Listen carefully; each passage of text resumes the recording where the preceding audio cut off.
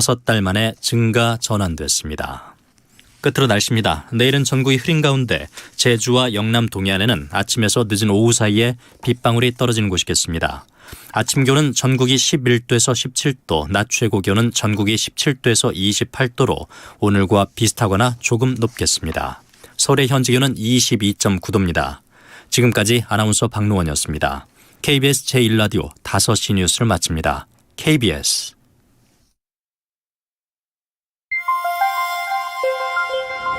대한민국 중심 채널 KBS 1라디오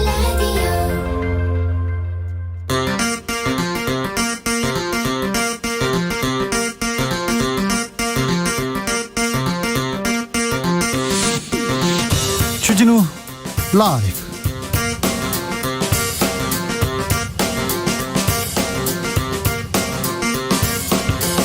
(2022년 5월 11일) 수요일입니다. 안녕하십니까, 주진우입니다. 용산 시대가 열렸습니다. 윤석열 대통령은 구두 밑창이 닳도록 일하자고 했습니다. 회의 방식은 프리스타일, 자유롭게 하자, 다시 자유 강조했습니다. 계속 자유 얘기합니다. 물가와 경제, 북한 핵실험과 안보도 언급했습니다. 국민의힘과 정부는 추경안 논의 시작했습니다. 민주당은 추경에 최대한 협조하겠다고 했습니다. 하지만 초과 세수 53조 원 재원 마련을 두고는 우려 표했습니다. 용산시대, 기대와 우려, 정치연구소에서 짚어봅니다. 새 정부는 결국 반쪽 내각으로 출발했습니다. 차관들은 임명됐고요. 한덕수 국무총리 후보자 인준 여부 관련돼서, 그리고 또 장관 후보자 임명 늦어지고 있습니다. 민주당이 청문회 결과 부적격이라고 했는데 윤 대통령 장관 임명 강행할 것으로 보입니다. 오늘 국회에서는 김현숙, 이영 후보자 청문회가 열렸습니다. 여가부 폐지 공방, 이해충돌 논란 계속됐는데요. 주스에서 정리해보겠습니다. 이재명 민주당 상임 고문, 일하고 싶다, 기회를 달라고 외쳤습니다. 민주당은 지방선거 선대위 출범식을 가졌는데 뼈까지 바꾸겠다고 했습니다. 국민의힘은 민주당 폭주 막아내겠다고 했는데요. 서울의 오세훈, 송영길 후보 뜨거운 설전 이어가고 있습니다. 송영길 후보 직접 만나서 이야기 들어봅니다. 나비처럼 날아 벌처럼 쏜다. 여기는 주진우 라이브입니다. 오늘도 자중차에 겸손하고 진정성 있게 여러분과 함께 하겠습니다. 새 정부에 바란다. 오늘은 경제, 부동산에 대해서 좀 들어보겠습니다. 경제 어떻게 좀 해주세요. 부동산 어떻게 잡아주세요. 얘기해 주시면 됩니다. 물가 오르고 있는데 물가 좀 잘 잡아주셨으면 한다, 이런 생각합니다. 그리고 청년들 내 집 마련 걱정, 그리고 또 직장 잡기 걱정, 이런 부분에 대해서도 새 정부 정책과 비전을 좀 주셨으면 합니다. 새 정부에게 바라는 경제 살리기, 부동산 정책, 이런 의견 보내주십시오. 샵 9730, 짧은 문자 50원, 긴 문자는 100원이고요. 콩으로 보내시면 무료입니다. 그럼 주진우 라이브 시작하겠습니다.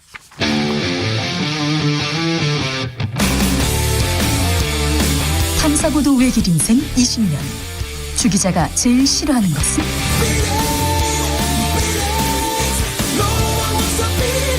이 세상에서 비리와 부리가 사라지는 그날까지, 오늘도 흔들림 없이 주진우 라이브와 함께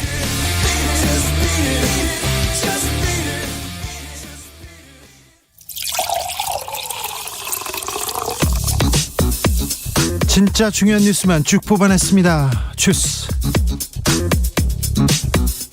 은지오기업 시사인 김은지 기자 함께합니다. 안녕하세요. 네, 안녕하세요. 오늘 윤석열 대통령이 서울 서초구 자택에서 첫 출근을 했습니다. 개를 끌고 나와서 이렇게 또 인사를 하고요. 기자들과 만나서 얘기도 하고 그랬더라고요. 네, 집무실에서 이제 올라가는 기자들과 만나서 이야기를 한 건데요. 네. 길지 않은 이야기지만 또 본인이 먼저 어제 취임식과 관련된 이야기를 꺼내기도 했습니다. 네, 뭐라고 했어요? 네, 취임식에서 이제 자유라고 하는 단어는 35번이나 나오는데 이제 네. 통합 그리고는 협치 이런 단어들이 없다라는 지적들이 오늘 아침 조간에 특히 많았었거든요. 그렇죠. 이에 대해서 이제 본인이 먼저 이야기를 한 건데요. 통합은 우리 정치 과정 자체가 국민 통합의 과정이다. 나는 통합을 어떤 가치를 지향하면서 할 것이냐라고 이야기한 것이니까 이해해달라. 그러니까 좀 당연한 이야기이기 때문에 빠졌다라는 취지의 이야기를 했습니다. 네. 네, 그리고 첫 출근인데 어떠냐 이런 이야기를 하니까 어제부터 나왔기 때문에 첫 출근은 아니다 이런 식의 이야기도 했었고요. 네. 네. 그리고 다른 얘기는요? 네, 또 관련해서는 이제 출근해서 이제 여러 가지 챙겨야 되니까 많이 도와달라. 기자들 책상 들어왔냐 이런 식의 이야기도 했다라고 합니다. 알겠습니다. 이제 출퇴근길에 이렇게 한마디씩 하겠다 이렇게 생각을 하셨나 본데 네. 기자들과 네. 소통을 시작했다고 합니다. 네, 오늘 또 용산- 출근길인데 용산에서 서초에서 용산까지 좀 어땠어요? 출근길이? 네, 이제 아무래도 처음으로 대통령이 그런 식으로 사저에서 출퇴근하는 모습이 있다 보니까 많은 관심을 끌었는데요. 네. 13분 걸렸다라고 합니다. 출근 행렬이 도로 위에 있던 시간은 8분 남짓이었다라고 하는데 통제 구간에서는 일반 차량 흐름이 잠시 지연되는 상황도 있었다라고 하는데요. 네. 반포대교에서도 남단 방향은 차가 붐볐는데 윤석열 대통령 차량 행렬이 이동하는 북단 방향은 짧은 시간 통제가 이뤄져서 일반 출근차들이 반포대교에 진입하지 못하고 대기하는 상황도 있었다라고 합니다. 러시아어에 출근하던데 퇴근 시간을 약간 조절하면 좋을 것 같다 이런 반응도 계속 올라옵니다. 네, 이제 앞으로 한 달 동안 이런 상황이 있을 수 있기 때문에 여러 가지 좀 조정이 필요할 것으로 보입니다. 이제 당정이라고 하면 여당이 국민의힘입니다. 국민의힘과 정부가 소상공인에게 1인당 최소 600만 원씩 지급하기로 했습니다. 네, 그렇습니다. 오늘 당정이 그렇게 이제 결정을 한 건데요. 코로나19에 따른 영업 제한으로 피해를 본 소상공인 자영업자 370만 명에게 그렇게 지원하기로 합의를 했습니다. 이게 애초에 윤석열 대통령의 공약이기도 했던 내용이었는데요. 지난번에 인수위가 피해 정도에 따라서 차등 지원하겠다 이렇게 밝힌 다음에 공약 파기한 거 아니냐 이런 비판들이 있었거든요. 네. 이에 대해서 오늘 권성동 원내대표가 당정 협의회 브리핑을 한 건데요. 중기업까지 370만 명에게 최소 600만 원 지급하겠다고 요청했다라면서 관련된 국무회의도 곧 있다라고 했는데요. 12일 날 거쳐서 13일 국회 내용이 제출될 것으로 보입니다. 네. 대통령실 인선에 대해서 좀 잡음도 있습니다. 네, 이제 아무래도 대통령실은 인사청문회 과정을 거치지 않고 바로 이제 임명이 되기 때문에 어제 수석과 비서관들 임명했습니다. 끝났어요. 네, 지금 말씀하신 일하고 있어요. 차관도 그렇죠. 예. 예. 네, 특히나 이제 이시원 공직기강 비서관을 비롯해서 네. 문제가 되는 인사들이 있는데요. 이번에는 김성애 대통령 비서실 종교다문화 비서관이 과거에 동성애 혐오 발언을 했던 것으로 알려져서 논란이 되고 있고요. 뭐라고 했습니까? 네, 그러니까 본인이 우선 사과를 하긴 했는데요. 2019년 6월 달에 자신의 페이스북에다가 나는 동성애를 지지하지 않을 뿐 아니라 정신병의 일종으로 생각한다라고 쓴 글이 성적 취향에 대한 혐오를 드러낸 말이라고 해서 페이스북으로부터 블락당했다라는 이야기를 했었습니다. 이건 혐오고 사실관계가 다른 문제이기 때문에 이거는 무지의 소치죠. 네, 이제 그래서 이런 거에 대한 지적이 많다 보니까 본인도 사과를 하긴 했는데요. 네, 사과했어요. 하지만 이런 단서를 달았습니다. 흡연자가 금연 치료를 받듯이 일정한 치료에 의해 바뀔 수 있다고 생각한다라고 하면서 여전히 차별적이고 혐오적인 발언을 한다라는 비판을 받고 있습니다. 사과를 잘못했으면 잘못했다고 하면 되는데 지금 단서를 달았는데 단서 또한 사실관계가 좀 다릅니다. 이것도 혐오예요. 혐오. 네, 사실 차별금지법이 제정돼 있었다면 이런 부분들에 대해서는 제재할 수 있는 것들이 있다는 생각이 들 정도로 문제가 되는 발언인 것 같긴 합니다. 이분 위안부 피해자들한테 굉장히 가슴 아픈 얘기도 했습니다. 그 부분은 잠시 후에 제가 또 좀 다루겠습니다. 그거 말고도 또 김성회 비서관에 대한 논란 계속됩니다. 네, 이제 과거에 공금 횡령하다 적발돼서 벌금형을 선고받은 바 있다라고 뉴스타파가 보도를 했는데요. 네. 한국 다문화센터라고 하는 곳을 운영했었는데 여기 있을 때 2016년에 본인 소유의 SUV 차량을 할부로 구입했다라고 합니다. 그런데 김 비서관이 자신이 내야 할 차량 구매 할부금을 다문화센터가 대신 내게 했다라고 하는데요. 이러면 횡령인데요. 네, 그래서 업무상 횡령 문제였고요. 그래서 이 금액들이 지금 437만 원 정도 된다라고 하는데 해당 단체 같은 경우에는 후원자들의 기부금과 정부 보조금에 의존해서 운영되는 비영리 민간 단체라고 하거든요. 네. 그래서 횡령 혐의로 기소가 됐고요. 유죄 판결을 받았습니다. 자, 이분이 또 무지개 합창단을 운영합니까? 네, 이제 그런 부분들 때문에 거기서도 했던 과거 행적들이 논란이 좀 되고 있는데요. 네. 본인은 해명한 것들이 있긴 한데 여전히 좀 논란이 한동안 지속될 수 있는 부분도 있어 보이긴 합니다. 김성회 예. 네, 비서관 얘기가 계속됩니다. 지난번에 김건희 여사를 평강공주라고 그런 칼럼을 써가지고 조금 화제가 됐던 인물입니다. 오늘 국정원 인선 했습니다. 네, 윤석열 대통령이 새 정부의 초대 국정원장 후보로 김규현 전 국가안보실 1차장을 지명을 했는데요. 예. 네, 정통 북미 라인 외교 관료라고 하는데 이제 그런데 문재인 정부 들어서 세월호 사고 보고 시각 조작 관련한 혐의로 검찰 수사를 받은 바가 있습니다. 그래요? 네, 이제 그래서 체포가 됐던 적이 있다라고 박주민 의원이 지적을 한 바가 있는데요. 이 당시가 윤석열 대통령이 서울중앙지검장일 때 했던 수사라고 합니다. 네. 그래서 이제 물론 이제 기소가 되진 않았었는데요. 이런 사실이 연루됐다라는 것에 대해서 또 비판이 나오고 있습니다. 김규현 이분은 국정원 사람입니다. 국정원 해외 파트에서 이렇게 오래 근무하던 분이고요. 국정원 1차장은 권춘택 씨가 이렇게 임명됐습니다. 국정원장은 인사청문회가 있기 때문에 일단 차장을 먼저 임명하고 그리고 인사청문회 대비할 것 같습니다. 박지원 원장의 임기는 오늘 밤까지 끝날 것으로 보입니다. 권춘택 국정원 1차장은 벌써 이 자리에 오른 것 같은데요. 이분이 국정원장 비서실장으로 근무했습니다. 국정원장은 원세훈, 남재준, 그러니까 이명박 정부에서 박근혜 정부까지 국정원장 비서실장을 했는데 원세훈, 남재준 두 분 다 감옥에 가셨죠. 그것도 윤석열 대통령께서 이 검사 시절에 수사하던 내용이었습니다. 그런데 그 분들이 지금 다시 국정원에 왔네요. 한덕수 총리 후보자 이제 어떻게 한답니까?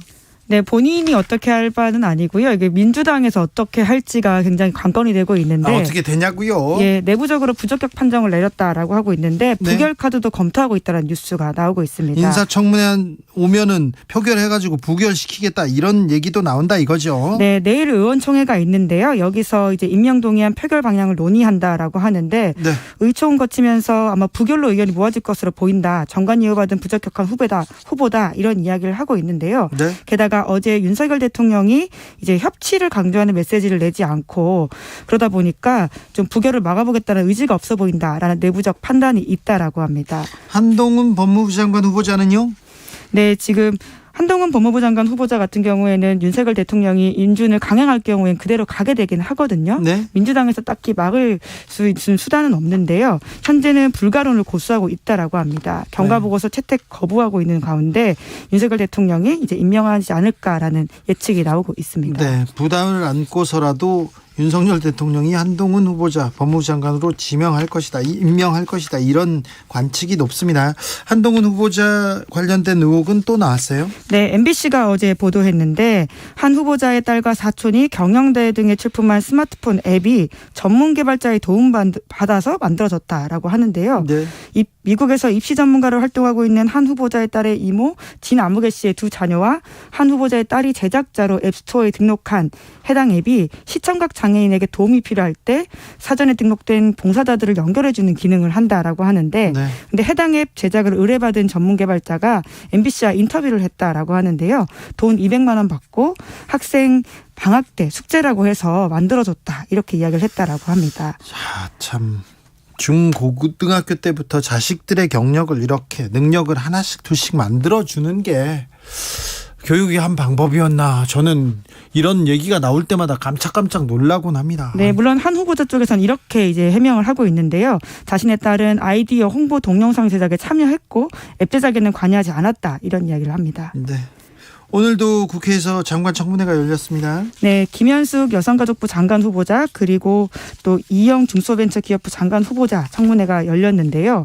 아무래도 윤석열 정부가 대선 과정에서 공약을 했던 게 여성가족부 폐지 아닙니까? 예. 그러다 보니까 굉장히 여가부 폐지론이 여성가족부 장관 후보자 인사청문회에서 뜨거운 감자였었는데요. 그런데 어떻게 됐습니까? 네, 그러니까 애초에 그 김현숙 후보자가 여가부 폐지 동의한다라고 하는 서면 의견서를 낸 적이 있습니다. 예. 이에 대해서 민주당 쪽에서는 여가부 폐지 법안 이미 권성동 대표가 냈고 장관하겠다고 하는 사람이 이에 동의하고 있다라면서 그러면 장관 청문회 나오는 것 자체가 넌센스 아니냐 이런 지적을 했다라고 하고요. 그러니까요. 그랬더니 뭐래요?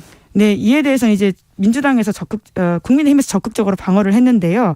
여기에서 여가부 폐지라고 하는 것은 여성가족부가 아닌 여당가족부다. 뭐 이런 식의 주장을 했다라고 하고요. 과거에 여성가족부가 어떤 잘못을 했는지를 좀 부각시켰는데 권력형 성범죄에 눈 감고 피해자를 피해 호소인이라고 불렀다. 이런 식의 공격을 했다라고 합니다. 네. 그래서 그러게요.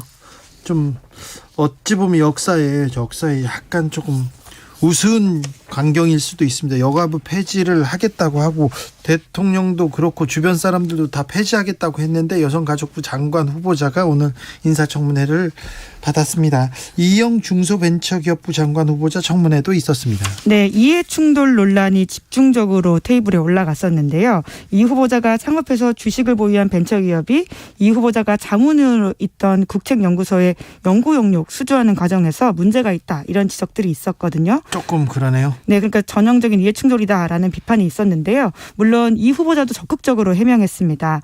관련해서 이제 시기가 좀 차이가 나기 때문에 이것은 이해충돌로 볼 수 없다라는 주장을 한 건데요. 본인이 자문위원 기간과 제품 수주 기간이 10년 정도 차이 난다 이렇게 해명했습니다. 네, 그렇습니까? 그래서 풀렸어요? 네, 지금 계속 청문회 하고 있는 상황인데요. 계속 네. 공방만 오고 가고 있는 상황입니다.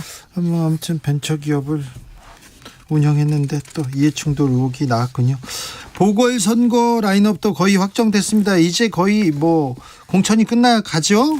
네, 가장 관심받는 지역구는 인천 계양 그리고 경기 성남의 분당인데요. 네. 이 지역 라인업을 보시면 이재명 민주당 3인 고문과 그리고 윤영선 국민의힘 후보가 붙게 되고요. 네, 그리고 그래서 국민의힘에서는 이 지역에 이준석, 윤희숙 이런 분들 이름 나왔는데 결국은 윤영선 후보로 결정됐어요. 네, 이준석 대표 이름이 나온 건 아니고요. 윤희숙 이제 의원이 본인이 좀 나가고 싶다라는 의견을 아주 공개적으로 말한 바가 있는데 네. 결과적으로 다음 선거에서까지 나갈 사람이 필요하다. 이준석 대표가 그런 이야기를 하면서 네. 공천에서 배제가 됐는데요. 그래서 본인은 그런 아쉬움을 밝히면서 무운을 빈다라고 하는 이준석 대표의 말을 되갚아서 전해주기도 했습니다. 반사 이런 거로 약간 그렇게 보이는 지점들이 있죠. 네, 좀 기분이 상했나요? 그렇게 보이는 지점이 있어 보입니다. 네. 예. 아무튼 일각에서는 이준석이 나가야 된다 이렇게 얘기했는데 결국은 뭐 다른 인물로 이렇게 됐습니다. 그리고 개항을 관련해서는 계속 얘기가 나오는데 이거는 잠시 후에 저희가 또 살펴보겠습니다. 대구 수성을에서는 유영아 그리고 네. 김재원 후보가 다 탈락했습니다. 탈락했죠. 예. 그리고 이인선 후보가 후보 자리를 꿰찼는데요. 대구에서는 경선이 사실상 본선이기 때문에 네. 아마 이 후보가 당선될 것으로 보입니다. 그럼 유영아 후보는 어떻게 되는 거예요? 그러게요. 대구 시장으로 갔다가 안 되니까 국회의원으로 갔다가 또 이것도 안 됐네. 네, 뭐 박근혜 대통령 전 대통령 가까이서 항상 보좌하고 있다 이런 자기 역할을 강조하고 있기 때문에 계속 그 옆에서 자기 역할을 찾지 않을까 싶긴 합니다. 어제도 박 전 대통령 모시고 왔던데 취임식에 왔었죠. 네. 예. 기분 많이 상할 것 같은데요. 네, 뭐 여러모로 또 이제 박심이 어떻게 이번 선거에서 발휘되냐 이런 것들이 관전 포인트 중 하나였는데 네. 생각보다 미풍으로 가버렸다라는 것도 있어 보입니다. 외고생을 공저자로 참여시켰다는 또 교수가 있습니다. 이분이 이런 부분에 대해서 굉장히 비판하던 분인데요. 네, 서문 교수가 당사자인데요. 경향신문이 그렇게 보도했습니다. 그러니까 아무래도 이제 최근에 한동훈 법무부 장관 후보자 딸 사례로 이런 상황에 대한 관심들이 다시 높아지고 있는데요. 서민 교수가 과거 지인의 자녀를 논문 저자로 참여시켰다 이런 보도가 있습니다. 이 관련해서 조국 전 장관을 굉장히 비판하셨는데 이분이. 네, 이제 본인은 이렇게 이야기하고 있는데요. 솔직히 말하면 이제 해당 자녀의 부모가 부탁을 했고 소논문 같은 걸 좀 썼으면 한다는 부탁을 받았다라고 하면서 하지만 고등학생을 연구 참여 활동에 참여시킨 것은 잠깐이라도 연구 과정에 참여를 해야지 나중에 과학에 관심을 가질 수 있다는 쓸데없는 사명감이었다라고 경향신문에 해명했습니다. 고등학생을 연구에 참여시키는 건 원래 어릴 때 꿈이었다고 하는데 원래 어릴 때 꿈을 어떤 사람이 되겠다, 과학자가 되겠다, 훌륭한 사람이 되겠다 이렇게 생각해야지. 나 어렸을 때 고등학생을 연구에 참여시킬 거야. 이렇게 꿈꾼 사람은 또 특이합니다. 네, 그래서 해당 건으로 조사도 받았다라고 하는데요. 그 이후에는 고등학생을 지도하지 않는다고 밝혔다고 합니다. 예. 트위터를 인수하기로 한 머스크가 트럼프 계정을 풀겠다고 밝혔어요. 네, 트럼프 전 대통령이 영구 정지 당한 바가 있거든요. 그렇죠. 이것으로 미국에서 굉장히 화제가 된 바가 있는데요. 트위터를 인수하기로 한 테슬라의 최고 경영자 일론 머스크가 이걸 복구시키겠다라고 말해서 지금 미국 사회에서 뜨거운 감자로 해당 사건이 올라가고 있습니다. 트럼프 전 대통령 트위터 정치 굉장히 좀 능했었는데. 네, 이제 하지만 또 분열의 정치를 일으킨다, 그리고 가짜 뉴스를 퍼뜨린다 이런 그렇죠. 비판들이 있었기 때문에 그렇죠. 네. 트위터의 어떤 전략적 결정이 있었는데 이걸 다시 역진하겠다라는 지점이 있어서 아주 뜨거운 감자로 부상하고 있습니다. 의사당 난입 사건, 이 트럼프의 그 트위터가 굉장히 큰 역할을 했지 않습니까? 네, 그렇죠. 네. 그런데 일론 머스크는 일단 풀겠다고 이렇게 합니다. 또 트위터 정치는 어떻게 또 발전할지 그것도 주목해 볼 사안입니다. 3119님께서 물가 경제 잡는 것 중요하겠죠. 그보다 국민들 마음을 잡아서 통합해 주십시오. 국민 통합 중요합니다. 3654님 재건축 재개발로 현재 없어진 주택수는 얼마인지 감안해서 허가해야 할 거라고 생각합니다. 재건축 재개발에 대한 기대가 좀 큰 것도 같습니다. 조혜숙님께서는 집 2채 3채 있는 분들 세금 깎아주시기 전에 서민들 밥상 물가 좀 잡아주세요. 밥을 먹어야 돈도 벌고 세금도 냅니다. 이렇게 얘기했는데 그렇죠. 네, 맞아요. 물가를 잡는 게 1번 숙제가 돼야 되는 거 아닌가 이런 생각합니다. 3123님 청년 신혼부부 부동산 정책에 비해서 허리에 해당하는 40, 50대 부동산 정책은 부족합니다. 40대 50대 서민층 부동산 정책도 제시해 줬으면 좋겠습니다. 네. 서민들이 조금 소외감을 느낀다는 것도 좀 알아주셨으면 좋겠어요. 주스 시사인의 김은지 기자 함께했습니다. 감사합니다. 네, 감사합니다. 교통정보센터 다녀올까요? 김한나 씨. 네, 이 시각 교통정보입니다. 퇴근 정체가 늘고 있습니다. 지금 서울시내 강변북로는 원효대교에서 양화대교까지 양방면으로 몰림 풀림 반복하고 있고요. 올림픽대로 잠실 쪽으로는 잠실 철교에서 올림픽대교 쪽으로 공사를 하고 있어서 1차로가 막혀 있는 상황입니다. 반포대교부터 여파받고 있습니다. 또 동부간선도로 성수분기점 방면으로는 노원교에서 도봉 지하차도 입구에서 사고가 나서 주의운전하셔야겠습니다. 고속도로는 수도권 제일순환고속도로 일산에서 판교 방면 김포요금소에서 송내까지 12km 사이에 차들이 몰려있고요. 경부고속도로 서울 방면은 안성휴게소에서 오산 부근 10km, 또 수원 부근에서 신갈분기점 부근과 달래내에서 반포나들목까지 속도 내기 어렵습니다. 목적지까지 안전운전하시기 바랍니다. KBS 교통정보센터였습니다.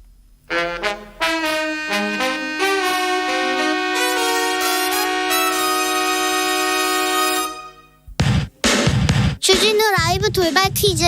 오늘의 돌발 퀴즈는 객관식으로 준비했습니다. 문제를 잘 듣고 보기와 정답을 정확히 적어 보내주세요.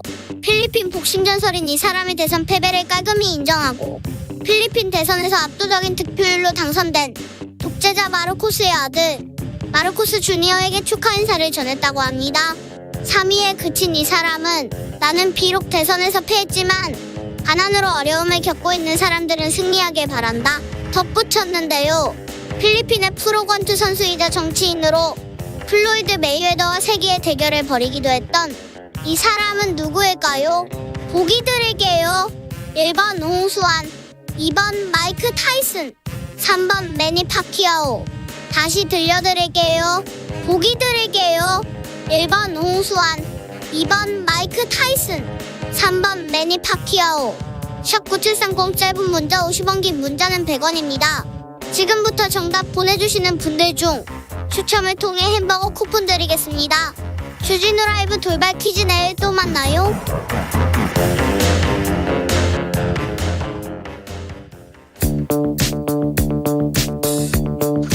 대한민국 정치의 새로운 100년을 준비한다. 21세기형 국회 싱크탱크 정치연구소 천엔장. 국민의힘에 보내는 특급 쪽집게 정치 컨설팅입니다. 먼저 정치는 삶이다. 엑스파일이다. 장성철 대구 가톨릭대 특임교수 어서 오세요. 네, 안녕하세요. 장성철입니다. 정치는 엑스파일이죠. 정치는 감동이다. 정치는 자유다. 국민의힘 순천갑 당협위원장 천하람 변호사 어서 오세요. 예, 순천의 천하람입니다. 네.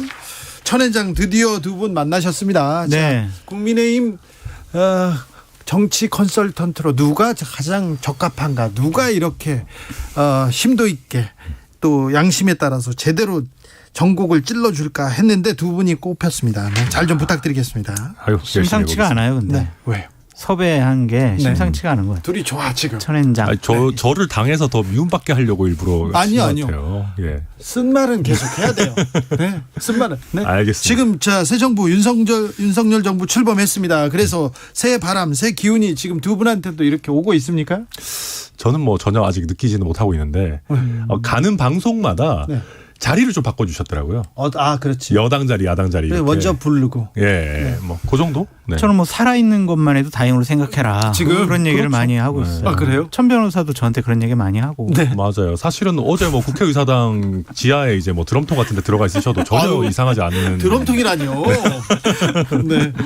그러게요. 자, 오늘 정부가 출범했는데 정부 이거는 좀 해야 된다. 이것부터 해야 된다. 이거 바라는 바 있으면 먼저. 저는 말씀. 과거를 잊어라라고 말씀드리고 싶습니다. 윤석열 대통령께서는 검사로 생활을 계속 해오셨고 검찰총장이었잖아요. 네.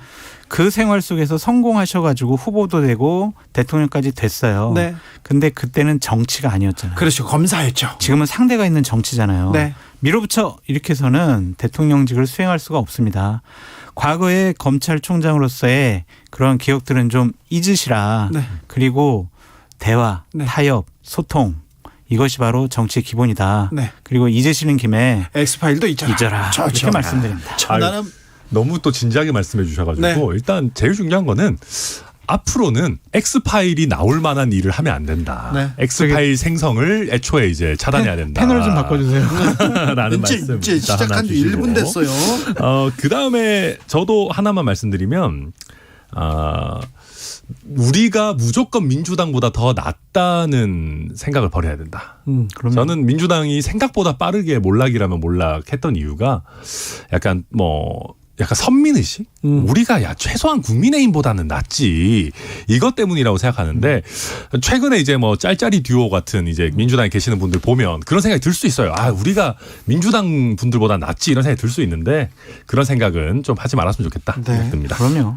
지금 국민의힘 쪽 사람들이 민주당의 수준이 국민보다 한참 낮고 비교할 수도 없다 이런 얘기를 하기는 했어요. 자, 근데 제가 청문회 보면서 생각한 건 있어요. 예? 좀 민주당 의원분들 공부하셔야 된다는 생각은 들었어요. 네. 준비가 너무 부족하고 공부를 안 하세요. 그러니까 그분들은 항상 이제 지금까지 예를 들면 2020년도 총선 이후에 예. 계속 정치와 어떠한 의정활동을 뭘 했냐면 우리는 조국을 지키겠습니다. 우리는 개혁하겠습니다. 이것만 얘기했거든요. 예. 진짜 국회의원으로서 제대로 된 의정활동, 법률 공부 안 하신 것 같아요. 그냥 구호만 외치셨어요. 구호만. 숨어서 열심히 하신 분들 계실 텐데 또 그래요? 그런 분들은 조명을 못 받으니까 네. 그런 것 같습니다. 아무튼 법사위에서 한동훈 후보자 인사청문회가 있었는데 그때 민주당이 실망했다고 하는 분들도 있습니다. 그런데 한동훈 후보자가 자료를 안 내서 청문회를 할 수도 없었다 이렇게 또 민주당에서는 얘기합니다. 전 전임 법무부 장관, 추미애 법무부 장관 같은 경우에는 자료 제출 0건, 증인 채택 0건이었습니다. 아, 그래요? 네. 그럼에도 민주당은 계속 청문회를 계속 했었고, 그냥 합시다. 뭐가 문제입니까? 이런 식으로 했잖아요. 아니 그리고 이게 자료 제출 문제가 아닌 게요. 언론에 이미 나와서 예를 들면 한겨레에서도 보도를 했다가 다시 접은 거를 또 얘기하시고 이런 것들이 있었어요. 그 한국 3M 같은 게 대표적인 것 같은데, 그러니까 최소한의 그 가능한 수준에서의 팩트 체크도 안 한 것들이 너무 많아서 저도 네. 보면서 재미는 있었지만 저런 분들이 막 검수완박법 이런 거 통과시킨다고 생각하니까 좀 약간 소름 돋더라고요. 네.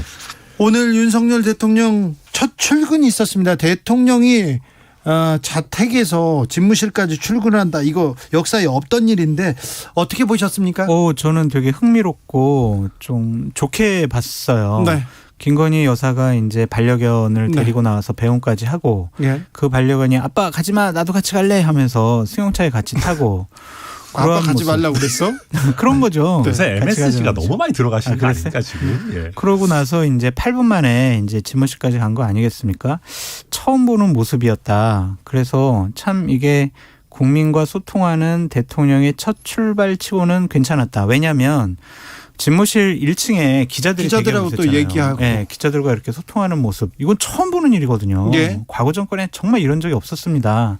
그래서 앞으로 이렇게 기자들을 격의 없이 계획 없이 만나는 모습은 자주 보이시고 기자들의 돌발 질문에도 가감없이 얘기해 주셔라. 그게 새로운 시대의 대통령에 대한 국민적 기대다라고 말씀드립니다. 그게 꼭 도움이 될까요? 얘기하는 사람도 있는데. 본인한테는 도움이 안 되더라도 기자들과 국민들은 상당히 궁금해하는 것들을 가감없이 물어볼 수 있잖아요. 네, 저는 일단 출퇴근이 저는 6.1 지방선거의 최고의 악재가 될 수도 있지 않을까 걱정을 많이 했어요. 진짜로 막 차 막히고 막 거기서 막 직장 늦고 막 학교 가야 되는 학생 울고 막 이러면은 야 이거 진짜 어떡하나. 근데 예. 대통령은 빨리 가는데 다른 사람들은 그러니까요. 기다리잖아요. 아니, 그래서 저도 이게 큰 문제가 생기면 어떡하나 했는데 다행히 오늘 보도를 보니까 기자들도 이걸 계속 주시를 했나 봐요. 네. 원래 이제 뭐 내비게이션에 찍어봤던 시간과 별로 차이가 없었다라는 네. 것도 나오고 이제 전체 대통령이 걸린 시간은 뭐 8분 뭐 10몇 분 이렇게 나오는데 각 구간별로 교통 통제가 이루어진 거는 보통 뭐 1분 남짓 이제 네. 구간별로는 그렇다 보니까 전체 교통 흐름에 크게 문제를 주지는 않았다라고 나와서 저는 굉장히 다행이라고 생각하고요. 경찰도 또 경호실도 굉장히 신경을 쓴 것 같아요. 그렇게 해야죠. 네. 국민들에게 불편 주면 안 돼요. 그리고 더 중요한 거는 방금 장 교수님 잘 지적하셨는데 두 가지죠. 입구에서 기자분들이 쳐놓은 바리케이트를 매일 지나가야 된다는 거. 두 번째로는 대통령 전용 엘리베이터가 없으니까 없어요? 거기까지도 기자분들이 따라올 수 있다는 거 두 가지인데 옛날에 저희 당이 한창 망해갈 때 저희가 그런 얘기를 했었어요. 조선일보 기자 얘기라도 좀 들어라. 그러니까 너무 기자분들과 벽을 쌓고 지내는 거 아니냐라는 얘기를 했었는데 말씀하신 것처럼 윤 대통령은 매일매일 좀 피곤할지 모르겠지만 정권을 위해서는 아주 좋은 일이죠. 맞습니다. 네. 청와대 개방도 또 호재로 지금 작용하고 있다. 이렇게 국민의힘에서는 보고 있죠? 가신 분들이 야 이거 장난이 아니네, 굉장하다, 이런 좋은 거 진작 개방하지라는 목소리가 더 큰 것 같습니다. 정말 잘된 일인 것 같아요. 많은 국민들이 이제 청와대를 내 집 앞에 정원처럼 휴양소처럼 그렇게 이용을 했으면 좋겠다라는 생각이 듭니다. 윤석열 정부 들어서자마자 교수님 네. 왜 이렇게 호의적이세요? 근데 청와대 개방한 거를 어떻게 트집 아니, 잡아가지고 다른 어떻게 것도. 할 수가 없는데. 자, 천 변호사. 네. 이거는 진짜 뭐 오늘 다루는 주제들은 우리가 다 네. 칭찬해 줄 만한 것들이니까. 네. 예. 그러니까 우리가 청와대 개방을 할 때 뭐 엄청난 혼란이 생길 거다 아니면은 뭐 삼청동에 계시는 상인들도 오히려 반대한다 막 얘기가 많았는데 막상 해보니까 또 너무 좋고 또 삼청동에서도 상인들도 방문객들이 많아지니까 네. 좋아하시는 것 같더라고요. 뭐 저도 언제 한번 놀러 가보려고. 그렇죠. 문재인 대통령께서도 저도 개방이라든지 아니면은 청남대 네. 이런 개방 다 하셨잖아요. 예, 예. 청남대는 뭐 예전에 했죠. 예전에 했었나? 예. 다시 뭐 했다가 다시 뭐 한 것 같은데 안에 내부까지 당으로 문재인 대통령 때라고 하던데요. 이번에도 빨리 안에 내부까지 좀 볼 수 있었으면 좋겠다라는 생각이 듭니다. 자, 어제 취임식에서는 어떤 장면이 이렇게 인상적이었습니까, 교수님? 오늘 다 좋은 얘기 할 수밖에 없어요, 보니까. 다 좋았어요? 그러니까 저는 두 가지가 되게 인상적이었는데 하나는 이제 무지개 뜬 거, 이거는 좋은 징조가 아니냐. 무지개 뜬 걸로 좋은 징조 그러면은 아니 우기 뭐 장마철에는 계속 지금 상서로운 징조가 있는 아니, 그래도 거예요. 어제같이 화창한 날씨에 무지개가 뜰 수 있는 상황이 아니었던 것 같은데 무지개 뜬 거는 좋은 징조다. 네. 뭐 안 뜬 것보다 훨씬 낫잖아요. 네. 그리고 탄핵으로 얽혀 있는 전현직 대통령들이 한 자리에 모여서 인사 나눈 것 상당히 인상적이었습니다. 이러니까 우리가 무속 논란 이런 게 뭔가 더 좀 나오는 거 아니에요? 뭐 무지개 뭐 이런 얘기를 하십니까 지금? 근데 아무튼 원래 많이 예. 했었어요. 그래요? 옛날에 영국 방문했을 때 예. 박근혜 전 대통령 영국 방문했을 때 예. 어떤 기자가 갑자기 대통령이 차에서 내리자 햇빛이 쨍쨍 졌다가 그런 기사 많이 썼잖아요. 형광등 100개를 킨 것 그렇죠. 같은 그런 거. 그런 표현? 그런 거 좀 과거에 하지 많이. 맙시다 이제 네네. 진짜. 그런 거 별로 좋아하지도 않을 텐데. 그럼요. 네. 저는 뭐 재밌게 본 거는 그 취임사 하실 때 뒤에 배경에 이준석 대표랑 박지원 비대위원장이 네. 있었잖아요. 굉장히 또 젊은 사람들이 뒤에서 이렇게 있으니까 좀 신기한 느낌이 들었고요. 네. 그다음에 이제 전직 대통령 얘기야 우리 많이 했으니까 그런데 저는 박근혜, 이준석 이 두 분이 한 샷에 잡힐 때도 좀 신기하더라고요. 네. 10년 전에 비대위원장과 그 비대위원으로 만나가지고 이제 10년 흘러가지고 그리고 또 탄핵의 강을 건넌 또 그렇죠. 이준석. 네. 뭐 아무튼 좀 신기하긴 했습니다. 그 옆에 김윤옥 여사도 보이고 뭐 여러 많은 인상적인 장면이 있었습니다. 조금 안타까운 거는 권양숙 여사께서도 참석을 해주셨으면 얼마나 좋았을까라는 네. 그런 아쉬움이 있더라고요. 건강이 안 좋아서 못 네. 오셨다고 합니다. 김한수님께서 민주당이 협치를 좀 먼저 하세요. 자료가 없으면 어떻게 청문회 합니까? 이렇게도 합니다. 조성빈님 기자들이 가까이 있다고 제대로 물어볼 수 있을까요? 기자들이 제대로 물어봐야 됩니다. 물어봐야죠 이제. 그 청와대에 출입하는 기자들의 연조는 거의 반장급이에요. 그렇기 때문에 제대로 물어볼 수가 있다라고 말씀드립니다. 물어봐야 됩니다. 아, 국민을 대표해서 그 발언권을 갖고 질문하는 기회를 갖기 때문에 하나만 더 말씀드릴게요. 대통령이 가장 불편해하고 대답하기 힘들어하는 질문을 위주로 했으면 좋겠다라고 말씀드립니다. 그러면 국민들이 응원할 겁니다. 네. 자, 지방선거로 넘어가 볼까요? 벌써요? 지방선거. 왜? 지금까지 너무 호의적이었잖아요. 네. 이제 충분했잖아요. 지방선거로 갑니다. 인천 계양을 자 표적 공천하겠다. 우리는 자객을 보내겠다. 이렇게 했는데 그러지 못한 것 같아요. 저는 이준석 대표가 나갔으면 얼마나 좋았을까라는 생각을 갖고 있어요. 그러게요. 네, 제가 페북 SNS에도 올렸었고 한데 본인은 그런 얘기 많이 나왔어요. 네, 노원을 지키겠다는 생각이 강한 것 같습니다. 이준석 대표 정도의 급이 아니면은 지역 밀착형 인사 그 지역에 계속 당협위원장 했던 분이 나가는 것이 또 두 번째 가장 적절한 선택이 아니었느냐라는 생각이 들어요. 아유 뭐 거기는 이제 상계동의 진심인 남자니까. 예, 뭐 지난번에 종로도 안 나갔는데 뭐 이번에 계양은 애초에선 나갈 생각이 전혀 없었다고 보고요. 종로는 못 나간 거고요. 아 그럴까요? 아, 네. 뭐 모르죠 그거는. 네. 근데 아무튼 이제 그 지금 그래서 이제 우리 윤형석 당협위원장 카드를 꺼내 들었는데 저는 윤희숙 카드보다는 훨씬 낫다고 생각합니다. 그렇습니까? 왜냐하면 윤희숙 카드는 똑같이 두 가지 비판점이 있어요. 네. 첫 번째 정치적 휴지기가 너무 짧다. 네. 이분도 이제 사퇴하신 지가 얼마 안 됐잖아요. 사실 21대 국회에서. 네. 근데 이재명 후보께서 아무리 뭐 박빙이었지만 대선 패배하고 너무 얼마 안 있다가 2달 만에 나오는 거에 대한 비판이 있고 또 두 번째는 연고가 너무 없는 거 아니냐라는 비판이 있는데 두 개가 또 공통적으로 들어가는 거니까 저도 뭐 윤영선 공천은 잘 됐다 이렇게 봅니다. 그렇습니까? 그리고는 지방선거 판세 어떻습니까? 지금 국민의힘이 좀 여유롭죠? 국민의힘은 두 자리 숫자를 이길 것 같아요. 대략 18개 시도에서 네. 두 자리 숫자 이길 것 같고. 어디 우세로 지금 꼽고 있습니까? 우세하지 않은 곳을 먼저 말씀드리면 전남, 전북, 광주, 제주 이 정도 한 4개 정도는 국민의힘이 이건 조금 많이 힘들지 않을까. 나머지는 자신 있다. 아니요. 나머지 박빙인 데가 있죠. 예를 들면은 경기도 같은 경우에는 네. 박빙일 거고요. 그래도 이재명 고문께서 출마하신 인천 같은 경우도 현재 여론조사를 보면 국민의힘이 좀 앞서고는 있는데 이재명 바람이 불면 여기도 박빙으로 돌아갈 수 있을 것 같고요. 이재명 바람이 불까요? 불 수가 있겠죠. 왜냐하면은 전국 단위 선거가 아니긴 하지만 이분은 이제 대통령급의 인물이잖아요. 그렇죠. 그런 분이 우리 지역에 출마했다는 것 자체만으로도 그 지역에 있는 민주당 지지층들을 상당한 수준으로 결집할 수밖에 없어요. 예. 그리고 좀 호의적인 중도층 같은 경우도 좀 안쓰럽고 동정심도 있어서 네. 나와서 선택할 수 있다라는 좀 생각이 들고요. 세종 같은 경우에도 뭐 민주당이 좀 우세해 보이고 이렇게 되면 박빙 그리고 절대 우세 지역 합쳐보면 대략 민주당에서 한 7개 정도 하지 않을까 싶습니다. 그러니까 일단 뭐 저는 뭐 우선 제가 순천에서 정치하고 있는 입장에서 이정현 후보가 전남에서 기적을 써주기를 바라고요. 그 차치하고 그 다음에 이제 저희가 봤을 때는 그럼에도 불구하고 민주당이 만만치 않을 거라는 생각이 들어요. 왜냐하면 전부 현역뿐만 아니라 기초강력 의원들이 거의 다 민주당이고 맞아요. 대선보다 투표율이 낮은 지선의 어떤 특성을 봤을 때 조직력을 무시할 수 없는 상황이거든요. 저는 그 이재명 후보께서 인천 계양에 출마하시는 것도 비슷한 관점에서 보는데 일반 국민들이 그러니까 일반 인천 시민들이 야 이재명 후보가 계양으로 왔으니까 우리 이재명 후보 찍어야지 저는 이런 사람 별로 없을 거라고 생각해요. 근데 민주당 인천시당은 엄청 긴장할 겁니다. 왜냐하면 이번에 인천을 내주게 되면 뭐 어마어마하게 당 입장에서 타격이 크게 되는 거니까. 이재명 후보도 타격이죠. 예, 그래서 그런 긴장감들이 저는 막판의 변수가 될 수도 있지 않을까. 그래서 국민의힘도 긴장을 풀면 안 된다 그런 생각입니다. 서울은 어떻습니까?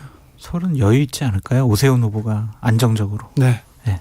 그러니까 송영길 후보가 너무 후보 과정 중에서 상처를 많이 받았어요. 20일 동안 완전 난탈당한 거죠. 컷오프 하네 안 하네, 경선 하네 안 하네, 뭐 출마시키네 안 시키네, 뭐 다른 계파에서는 왜 송영길 왜 나가만, 너무 상처를 많이 받아가지고 본선 뛰기 전에 체력을 다 소진했습니다. 저는 그 중에 백미는 송영길 후보께서 본인 입으로 어차피 누가 나와도 오세훈은 못 이긴다 그랬잖아요. 그러니까 물론 그게 이제 본인의 그 의도의 순수성을 부각시키기 위한 말씀이긴 했지만, 아니 본인 입으로도 오세훈 못 이긴다고 하셨으니까 뭐 하여튼 아마 그렇게 되겠죠. 제일 관심 있는 지역은 경기도, 그리고 충남, 충북 이 정도 같아요. 여기 충남, 충북도 계속 여론조사 때마다 엇갈리더라고요. 봐야 될 것 같아요. 경기도 박빙입니다. 박빙이죠. 누가 이긴다고 장담 못합니다. 못해요. 네. 그러니까 이 경기도 선거가 상당히 중요한 게 뭐냐면, 경기도 오지사가 누가 되느냐에 따라서 경기도의 지방자치단체의 단체장, 그리고 거기에 시의원들, 와, 이분들이 완전 초미의 지금 관심사예요. 또 어떻게 될지. 네. 그러니까 이런 부분 같이 지켜봐야 될 것 같은데. 근데 아무튼 국민의힘은 굉장히 여유롭습니다.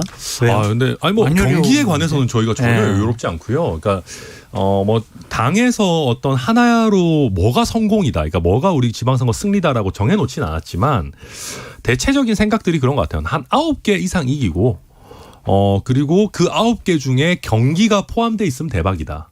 그리고 만약에 우리가 서울, 경기, 인천을 다 싹쓸이 한다면 이거는 진짜 초대박이다라고 정도로 보고 있는 것 같아요. 그러면은 네. 이재명 후보 같은 경우에는 8월달 전당대회에 출마하는 것까지도 상당히 위태로울 수가 있어요.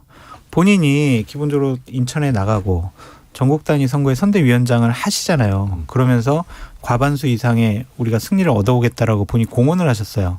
그런데 경기도지사였는데 경기도죠, 인천 출마했는데 인천죠.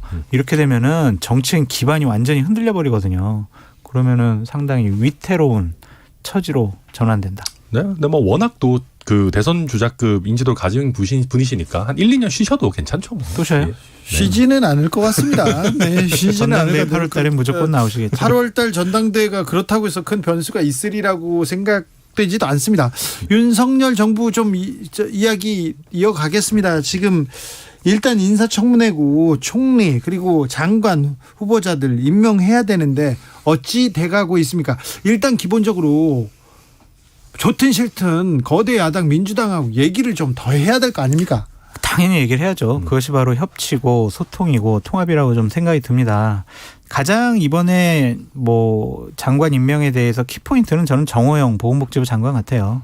그러니까 자진 사퇴 시키든 지명 철회를 하든 이게부터 풀려야 좀 총리 좀 인준 좀 해주세요 라든지, 네. 아니면 한동훈까지는 우리가 어쩔 수 없이 임명해야 되니까 정호영에서 우리 협상합시다. 이렇게 해야 되는데, 저는 이랬으면 좋겠어요. 윤석열 대통령의 가장 큰 장점이 뭐냐면 사람들과 같이 식사를 하면서 반주라도 한잔 하면은요, 인간적인 매력을 확 발산할 수 있거든요. 아직까지 야당 지도부 만나지 않았습니다. 오늘이라도 권성동 원내대표가 박홍근 원내대표 손잡고 대통령님 좀 저녁 좀 한번 사주십시오 라고 해서 여야 원내대표 지도부가 대통령과 좀 만나서 허심탄회하게 얘기 좀 해봤으면 좋겠어요. 그러면은 민주당도 국정에 발목을 잡는다라는 프레임으로부터 벗어날 수 있는 좋은 명분을 가질 수 있다. 맞아요. 그리고 그렇게 만나가지고 서로 웃는 거 가지고 너무 비난 안 했으면 좋겠어요. 윤호중 비대위원장이 뭐 그 김영건희 여사랑 뭐 좀 웃었다고 또 뭐 지지층에서 비판하고 한다는데. 근데 위태로워 보여. 아니 만나서 웃는데 그 뭐가 잘못입니까? 만나서 울어요 그럼? 그러니까요. 만나서 뭐 이상 씁니까? 아니 근데 위태로워 보여. 네, 그렇게 비판하는 사람들이 아주 일부 있고요. 그렇겠죠. 아주 조금 있고요. 조금이에요? 네. 아무튼 저도 교수님 생각에 동의하고요. 한동훈 카드는 이번에 한동훈 후보자가 그 뭐 청문회도 꽤 잘했기 때문에 뭐 어느 정도 뭐 할 수 있죠. 갈 수 있는데 민주당에서 곧 지금 한덕수 총리, 국민의힘에서는 그러니까 한동훈은 뭐 하자도 없고 인사청문회도 잘 끝났다 이렇게 보는 거죠. 하자는 있는데 그것이 저 사람은 장관이 되면 안 돼라고 낙인 찍을 만한 결정적이진 않다. 아니다. 네, 아무튼 그렇다 보니까 이제 민주당에서 곧 한덕수 총리 인준 관련해서 의총한다고 하지 않습니까? 네. 저는 그래서 뭐 우리가 선제적으로 정호영 사퇴를 시키면서 민주당 의총에서 전향적인 태도 변화를 일으키는 어떤 그런 기브앤테이크도 한번 생각해 볼 수 있지 않나 생각합니다. 근데 정호영 장관 후보자 한 명 정도 희생시키고 나머지 다 통과된다. 그런데 한덕수 총리도 그렇고 다른 후보자들 과거의 장관들, 과거의 총리 후보자들 이렇게 같은 잣대로 보면 결격 사유 있다 이렇게 민주당에서는 5명은 안 된다 이렇게 얘기하지 않습니까? 결격 사유 물론 있죠. 네. 당연하죠. 과거의 야당이었던 국민의힘의 잣대로 하면 이분들 다 총리나 장관 되면 안 돼요. 예. 역설적으로 네. 과거의 민주당 여당의 잣대로 보면 이분들은 아무 문제가 없는 사람들이에요. 민주당의 잣대로요? 예. 민주당 같은 경우에는 예를 들면은 국민의힘이 반대하는 장관 후보자들 34명 다 그냥 청문회 보고서 없이 그 통과시켰잖아요. 당시에는 국민의힘이 일단 무조건 반대했어요. 청문회 그렇지 않아요. 그 인사청문회 보고서 잘 채택해주지 않고 어쩔 수 없이 아니, 그래도 강행한 것도 있잖아요. 아니 그런 부분도 있는데 네. 대부분 같은 경우에 의혹이 나와도 민주당은 이게 뭐가 문제냐고 그런 식으로 국민의힘을 압박하지 않았습니까? 서로 저는 이랬으면 좋겠어요. 네. 입장 바꿔 생각을 해봐라 네. 라고 말씀드립니다. 정확한 말씀입니다. 그래서 한 명 정도 정호영 후보자 말고는 다른 분은 괜찮다고요? 그러니까 주앵커님 예를 들면 이럴 수가 있어요. 이게 2기 정부 출범이라든지 아니면 네. 3기 정부 출범이라든지 이런 거면은 몇 명의 낙마자가 더 나올 수가 있는데 지금은 첫 출범하는 그러한 총리랑 장관 후보자들이잖아요. 네. 잘못하면 지방선거 전에 자꾸 이렇게 문제 삼고 우리 안 해줄 거야 이런 식으로 하면 발목 잡기 프레임 때문에 민주당 지방선거 때만 어렵습니다. 맞아요. 그리고 한덕수 총리 같은 경우에 뭐 나머지 장관들과 변론으로 이제 총리는 국회 인준이 있어야 되니까. 그렇죠. 근데 사실 한덕수 총리가 객관적으로 봐도 협치 카드거든요. 네. 그러니까 쉽게 얘기해서 이 사람은 선거 공신이 아니에요. 내가 대통령이면 선거 이기고 나면 온갖 선거에서 공 좀 있다고 하는 사람들이 와가지고 총리 시켜달라고 난리를 치는데 그거 다 제끼고 그래도 협치 카드를 꺼내든 건데 아마 민주당에서 제 생각에 본회의 표결을 꺼리는 이유가 한덕수에 대해서 본회의 표결까지 가면 노무현 정부에서 총리까지 한 분에 대해서 아마 반대 버튼을 누르기가 쉽지 않을 거예요. 그래서 또 한 가지 얘기하자면 한덕수에 대해서 만약에 반대까지 한다. 그럼 다음번 총리 후보자에 대해서는 반대 못할 겁니다. 그러면 윤석열 후보, 윤석열 당선인, 대통령이구나. 윤석열 대통령 입장에서는 국민의힘 출신 정치인 이런 장관, 총리 카드 꺼내버릴 수도 있는 거예요. 네. 자, 그러면 윤석열 대통령이죠? 네. 윤 대통령은 그러면 이래도 저래도 별로 뭐 손해볼 게 없고, 결국은 민주당이 부담을 갖게 될 거라고는 보시는 건가요? 아니, 그렇진 않죠. 그러니까 정호영 후보자 같은 경우가 대표적인 경우인데 제가 장 교수님 뭐 비슷한 얘기 많이 하시지만 아니 우리가 검수완박을 그렇게 비판할 때 검수완박을 급하게 추진하는 거에 대한 국민들의 반발이 매우 높다. 민심을 들어야 된다. 이런 얘기 많이 하지 않았습니까? 정호영 후보자도 똑같은 거 아니에요. 반대하는 민심이 그렇게 높은데 우리가 항상 국민 민심 얘기하면서 저 민심은 듣고 이 민심은 안 듣겠다라고 할 수 없죠. 그리고 뭐 이준석 대표나 권성동 원내대표가 이분은 아닌 것 같아요. X표 쳐가지고 윤석열 대통령한테 얘기했잖아요. 역시 X파일이라서 또 X표를 또 치신다고. X 좋아해요. 과거를 잊어주세요.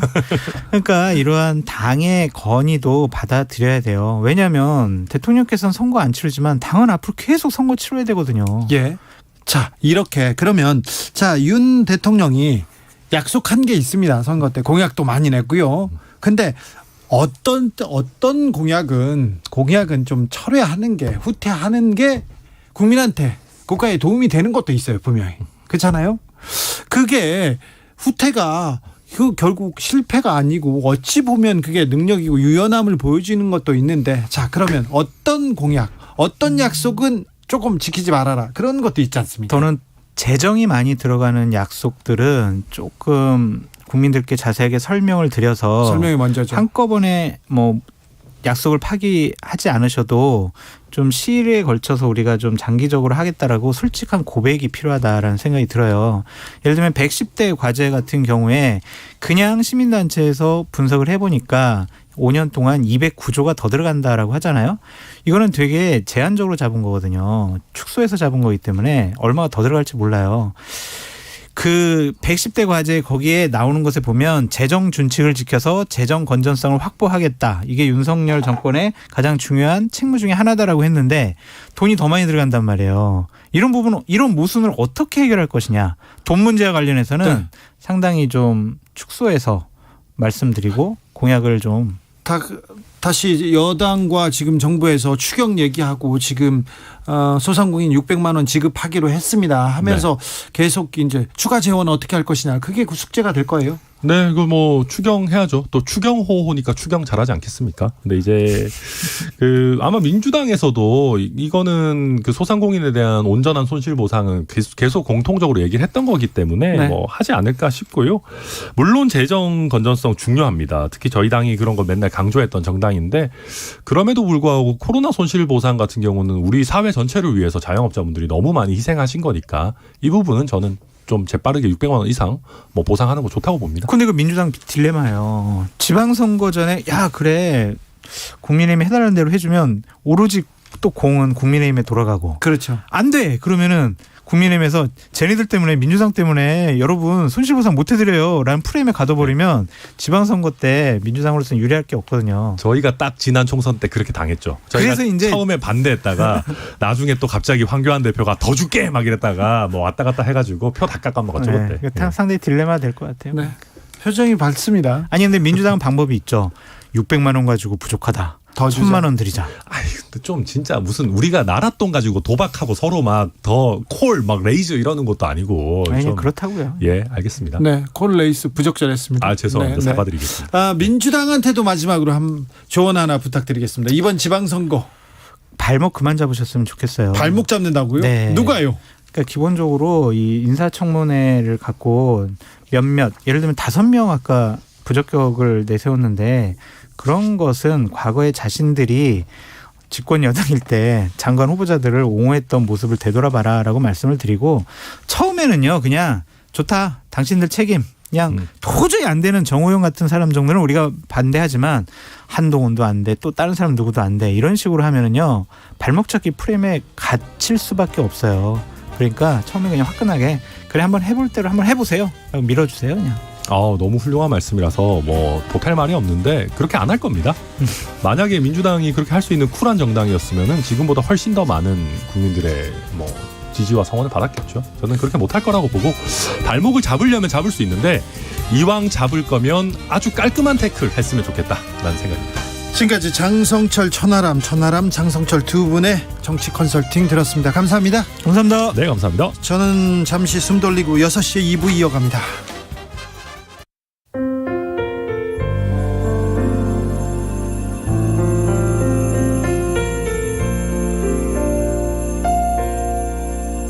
KBS 라디오 연중기획 희망충전 대한민국 481번째 이야기. 안녕하세요. 아나운서 이현주입니다. 고등학교 1학년 수정이는 누군가 장래 희망이 뭐냐고 물어볼 때마다 이런 말을 합니다. 장차 의사가 돼서 아픈 사람들의 몸과 마음을 치료해주고 싶어요. 부신피질암 말기 진단을 받고 힘들어하는 엄마를 보면서 의사가 되기로 결심한 수정이. 굳은 결심만큼 열심히 공부해서 성적을 꽤 올렸지만 마냥 기뻐할 수만은 없습니다. 오랫동안 아파하던 엄마가 6개월 시환부 판정을 받았기 때문입니다. 아빠의 가정폭력에 시달리면서도 묵묵히 아픔을 감내해왔던 엄마가 수정이는 너무 안쓰럽게 느껴집니다.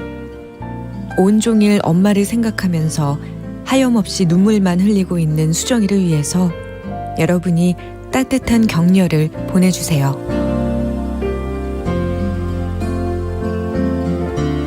여러분의 따뜻한 손길이 희망의 빛이 됩니다. ARS 060-700-1580 060-700-1580 한 통화 3,000원으로 희망을 선물해 주세요. KBS 라디오 연중기획 희망충전 대한민국은 초록우산 어린이재단, 인탑스 주식회사 그리고 청취자 여러분과 함께합니다. ARS 060-700-1580 한 통화 3,000원입니다.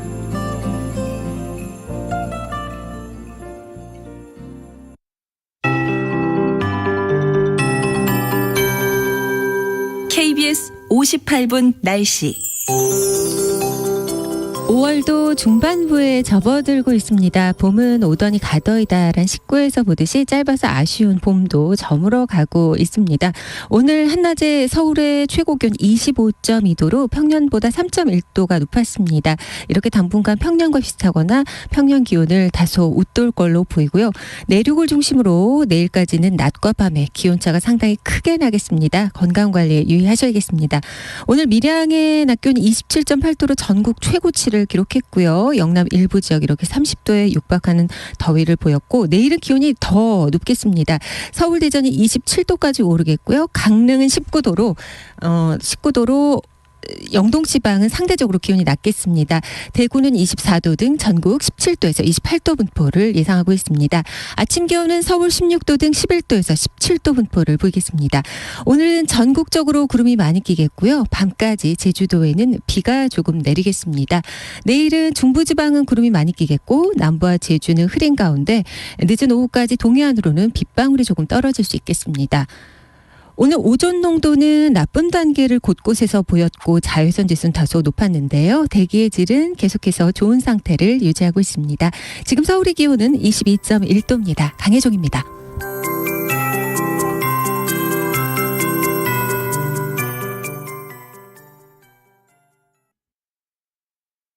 정성을 다하는 국민의 방송 KBS가 6시를 알려드립니다. AM 711kHz, FM 97.3MHz, KBS 1라디오입니다. HLKA.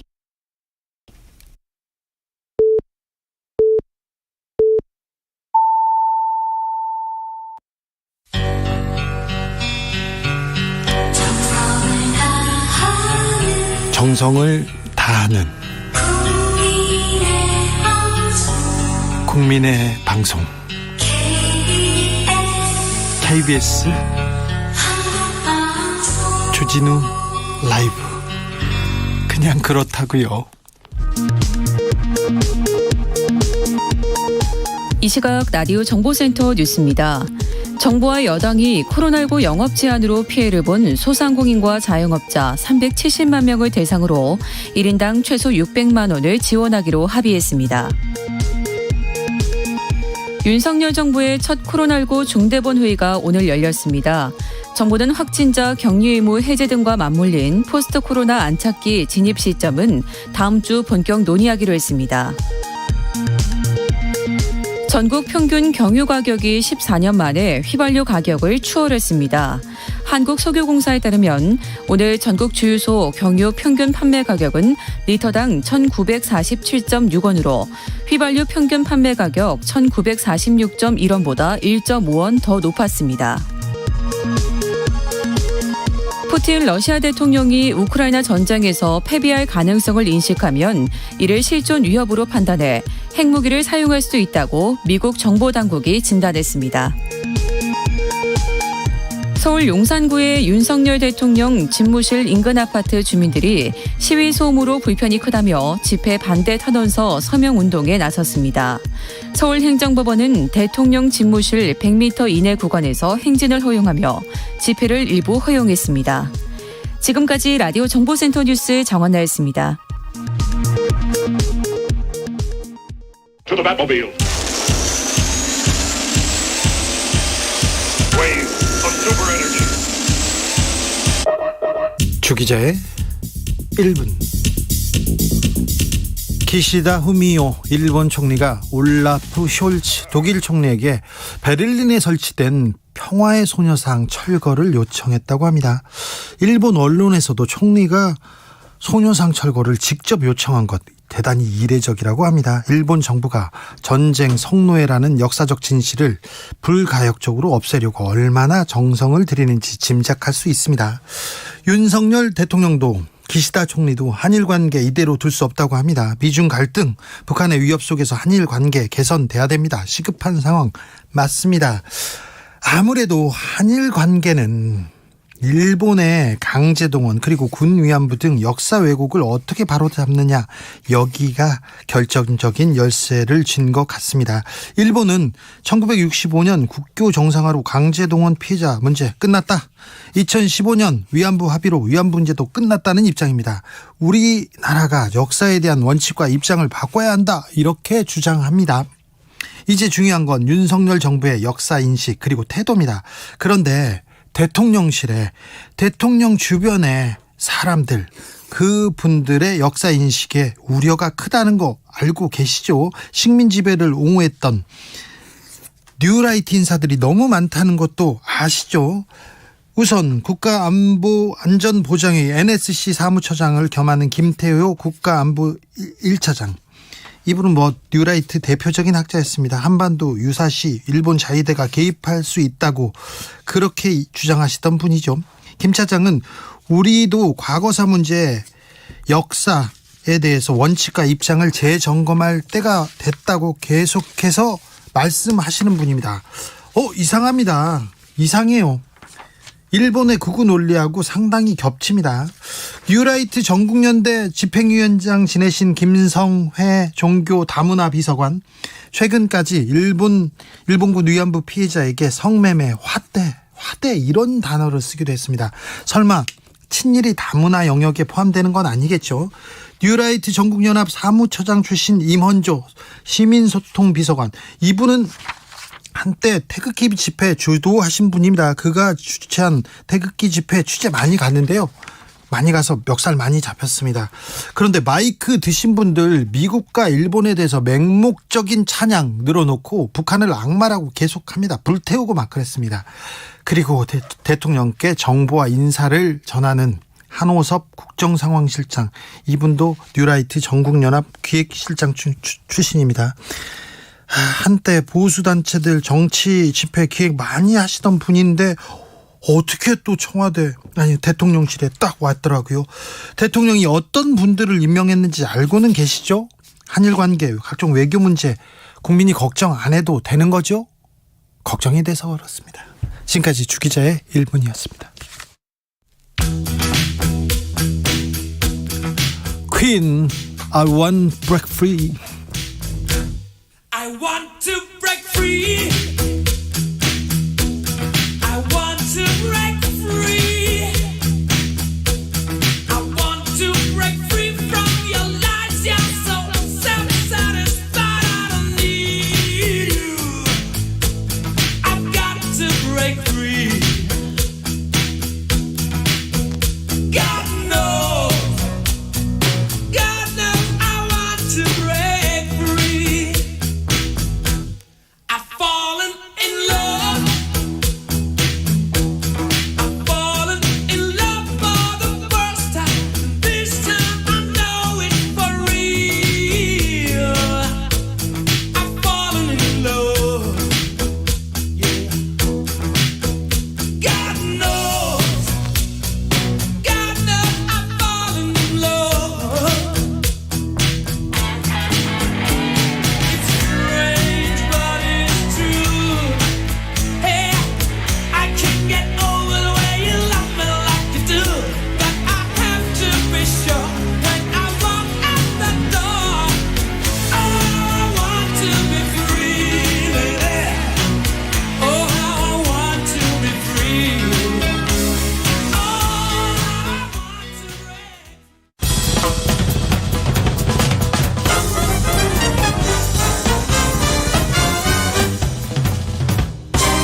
훅 인터뷰. 모두를 위한, 모두를 향한, 모두의 궁금증 훅 인터뷰. 6일 지방선거 20일 앞으로 다가왔습니다. 격전지 탐방, 오늘은 서울로 갑니다. 오세훈 국민의힘 후보는 4선에 도전합니다. 이에 맞서는 더불어민주당은 대표 출신 송영길을 냈습니다. 송영길은 민심 마그마가 끓고 있다는데 잘 모르겠습니다. 서울시장에 도전하는 송영길의 각오, 비전 들어보겠습니다. 어서 오세요. 네, 안녕하십니까? 네. 자, 마그마가 끓고 있습니까? 민심은 끓고 있습니까? 저는 민심의 흐름이 조금씩 느껴집니다. 예. 그리고 이제 교통이 오늘부터 막히기 시작하는데 네. 길이 막히는 것처럼 가슴도 막혀 있고 텔레비도 안 보는 사람들이 많습니다. 이런 길을 뚫어주는 것이 윤석열 대통령께서 말씀하신 국민을 하나로 통합하는 데 기여할 것이다. 그래서 저는 송영길이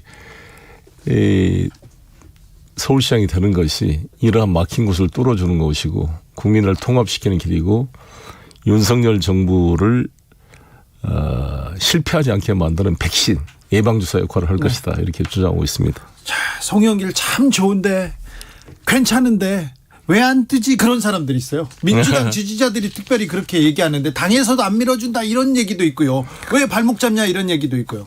그럼에도 불구하고 하는 게 중요하고요. 네. 다 저의 부족함이니까 잘 포용해서 열심히 한번 정성을 다해 보겠습니다. 네. 박지원 위원장한테도 좀 정성을 다하셔야 되겠어요. 네, 박지원 위원장 좋아졌고요. 저 네. 선대위원장 맡아주기로 했어요. 박지원 위원장이요? 네. 네. 송영길 그래요? 네. 알겠습니다. 박지원 위원장이 자 뒤집기 보관 있습니까? 자 오세훈 만만치 않습니다. 4선에 도전하고 오세훈 뭐 시장 현직이고요. 네. 송영길 이깁니까? 네, 최선을 다하겠습니다. 저는 서울 시민을 믿습니다. 서울 시민이요? 네. 서울 시민의 그 어떤 지성과 네. 그분들의 그 애국심과 이걸 믿기 때문에 저는 겉멋만 더이는 시장이냐 실제 실속에는 일꾼이냐를 저는 판별할 거라고 보여집니다. 네. 송영길은 실패한 시장이었다. 그리고 지역 용고도 없다. 이렇게 얘기하던데요. 오세훈 시장은? 지역 용고까지 말씀했어요? 네. 근데 그건 오세훈 시장답지가 않는 건데 우리가 글로벌 도시 서울을 지향하는 거 아닙니까? 예. 그리고 서울, 인천, 경기는 하나의 메갈로시티, 메가시티잖아요. 네. 오세훈 시장님이 가장 강조한 게 메가시티거든요. 그 비전을 이야기하고 계신데 네. 인천은 메가시티 중에 바로 서울과 같은 게 있잖아요. 대부분 직장이 인천에 사시는 분도 서울에 있고 예. 나도 직장이 서울이고. 아 그렇죠. 제 아내는 서울 토박이고. 네. 직장도 서울에 계속 있어요. 아들, 딸 다 서울에서 대학 나왔고 저도 서울에 대학 나왔고. 네. 서대문 구치소에 있었고. 네. 학생운동 때. 그리고 사법시험 합격해서 지금 윤석열 대통령이 살고 계시는 아크로비스 앞에 거기가 사법연수원이었습니다. 예. 우리가 서초고등학교라고 그랬죠. 네. 그런 걸 떠나서 나는 그런 논리는 오세훈 시장에 맞지 않는 것이다. 글로벌 도시 서울은 대한민국입니다. 전 네. 세계를 쌓아내야 되는데 영김 국회의원이 인천 출신이거든요. 네. 캘리포니아 지금 연방 하원의원입니다. 네네. 인천에서 태어나서 초등학교 다니다가 이민 가서 캘리포니아에서 연방 하원의원이 됐어요. 예. 알겠습니다. 그리고 태영호 의원님은 북한에서 태어났잖아요. 네. 언제 오신 줄 알아요? 여기 한국에? 2016년도에 왔어요. 네. 4년도 안 됐는데 강남 국회의원 공천에서 강남에 당선됐습니다. 네. 국민의힘에서. 네. 지역 연고를 따지기는 좀 그렇네요. 그런 거 따질 문제는 아니고. 네. 자, 저는 아무튼 이 당 대표로서 전국의 문제를 고민해 온 거 아닙니까? 예. 제가 인천 출신이지만 가덕도 신공항에 앞장선 게 국가 전체 이익을 고민한 거죠. 서울의 부동산 문제에 제가 집중 고민한 것도 마찬가지라고 생각합니다. 네. 부동산 정책 그리고 경제 정책은 자신 있다 계속 얘기하고 있습니다. 현실적으로도 그래도 고민도 제일 많이 했다 얘기하는데 오세훈에 비해서 경제 정책, 부동산 정책 더 낫습니까? TV 토론을 통해 밝혀질 텐데. 왜 TV 토론을 안 해요? 그러게요. 근데 이해는 되죠. 보통 이제 정치에서 지지도가 10% 이상 높은 후보는 괜히 TV 토론 해봤자. 아, 지금 오세훈 후보가 TV 토론 응하지 않습니까? 안 하고 있습니다. 어디 모임에도 안 나오고요? 지금 KBS 방송기자 토론 초청해서 지금 저와 권수정 후보만 오케이 했고 오세훈 후보는 거부하고 있습니다. 네, 방송 인터뷰도 안 하셔가지고 저희가 계속 지금 요청하고 있는데 지금 못하고 지금 송영길 후보만 하고 있습니다. 그렇습니다. 자, 그래서 앞서 가서 지금 TV 토론은 해야 되죠. 법정으로 법정 토론은 1회 이상 하게 돼 있어서 한 번만 할 가능성. 설마 한 번만 하겠어요. 2번 해야 될 텐데. 네. 자, TV 토론을 하면. 근데 이제 보통 일반 정치인들이 그런 행태를 보이는데.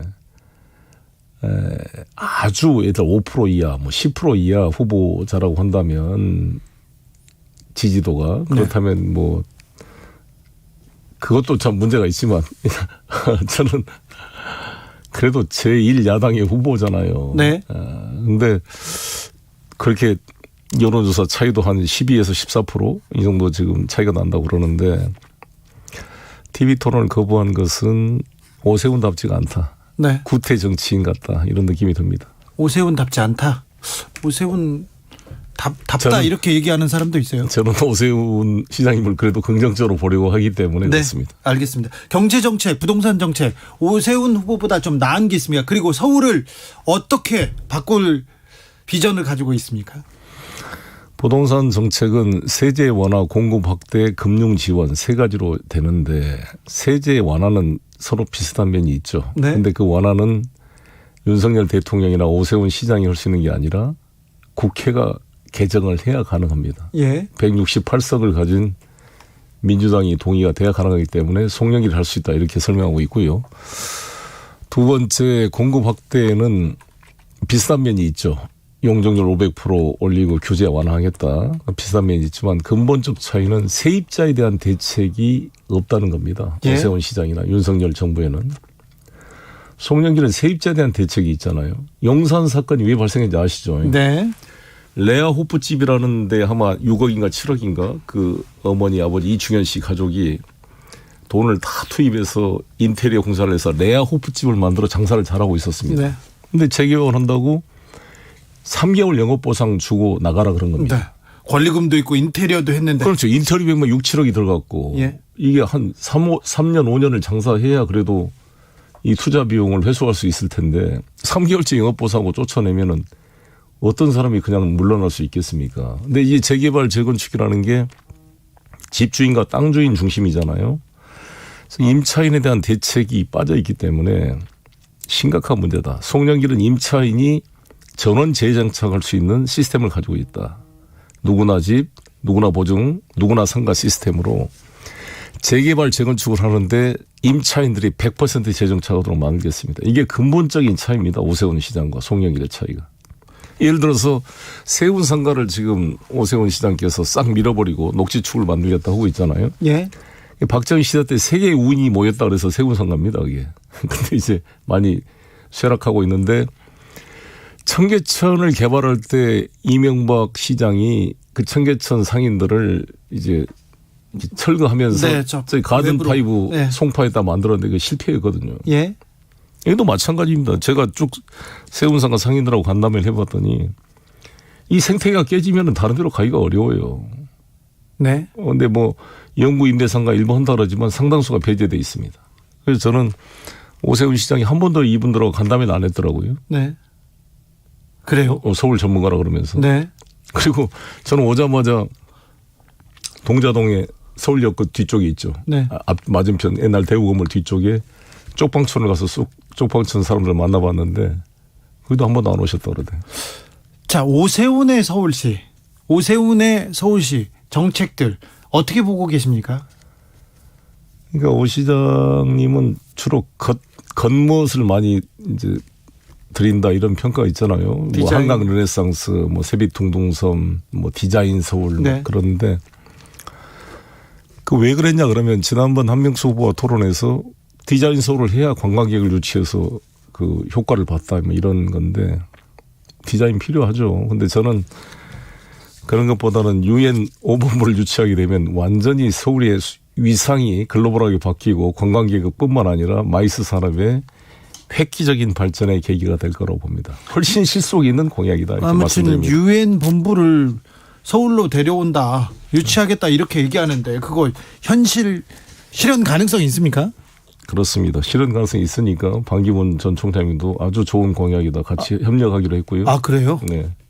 제가 시장에 당선되면 잘 모셔서 추진위원회를 구성하겠습니다. 네. 그리고 박진 외교부 장관 내정자는 네. 본인이 대선 나가려고 생각했을 때 이거를 대표 공약으로 준비했다 그러시더라고요. 공약을 준비했대요? 아, 그러니까 지금 보수 쪽에서도 그건 좋은 생각이다. 이렇게. 한덕수 총리 내정자도 100% 동의하신다 그러고. 네. 교통 문제는 어떻게 해결하실 거예요? 용산 대통령 집무실 용산 이전하고 그 이후에 용산 주변의 개발은 어떻게 될 건지 또 교통 문제 어떻게 될 건지 걱정하는 사람들이 좀 있습니다. 그렇습니다. 실제로 교통이 엄청 막힐 겁니다. 이게 뭐 대통령 출퇴근뿐만 아니라 시위가 일상화될 수밖에 없기 때문에 거기 녹사평 뭐 삼각지 거기 이태원 도로가 그냥 꽉 주차장이 되지 않겠어요? 그것뿐만 아니라 군사 국방 문제나 외교 문제도 크고 환경 오염 문제도 크고 미군 기지 반환이 10%도 지금 안 돼 있는데 10%밖에 안 돼 있는데 앞으로 그 시민에게 돌려줘야 될 한강공원을 대통령이 뺏어간 꼴이 돼 있잖아요. 청와대를 개방한다 그러시지만 청와대 개방이 의미가 반감되는 게 대통령이 실제 집무하시고 있는 공간을 개방해야 진정한 의미가 있지. 대통령이 떠나버린 빈 공간을 개방한다는 것은 일부 의미는 있을지 모르지만 생생한 의미는 없잖아요. 지난 문재인 대통령이 계실 때 청와대를 개방해서 80만 명이 1년에 구경을 했습니다. 네.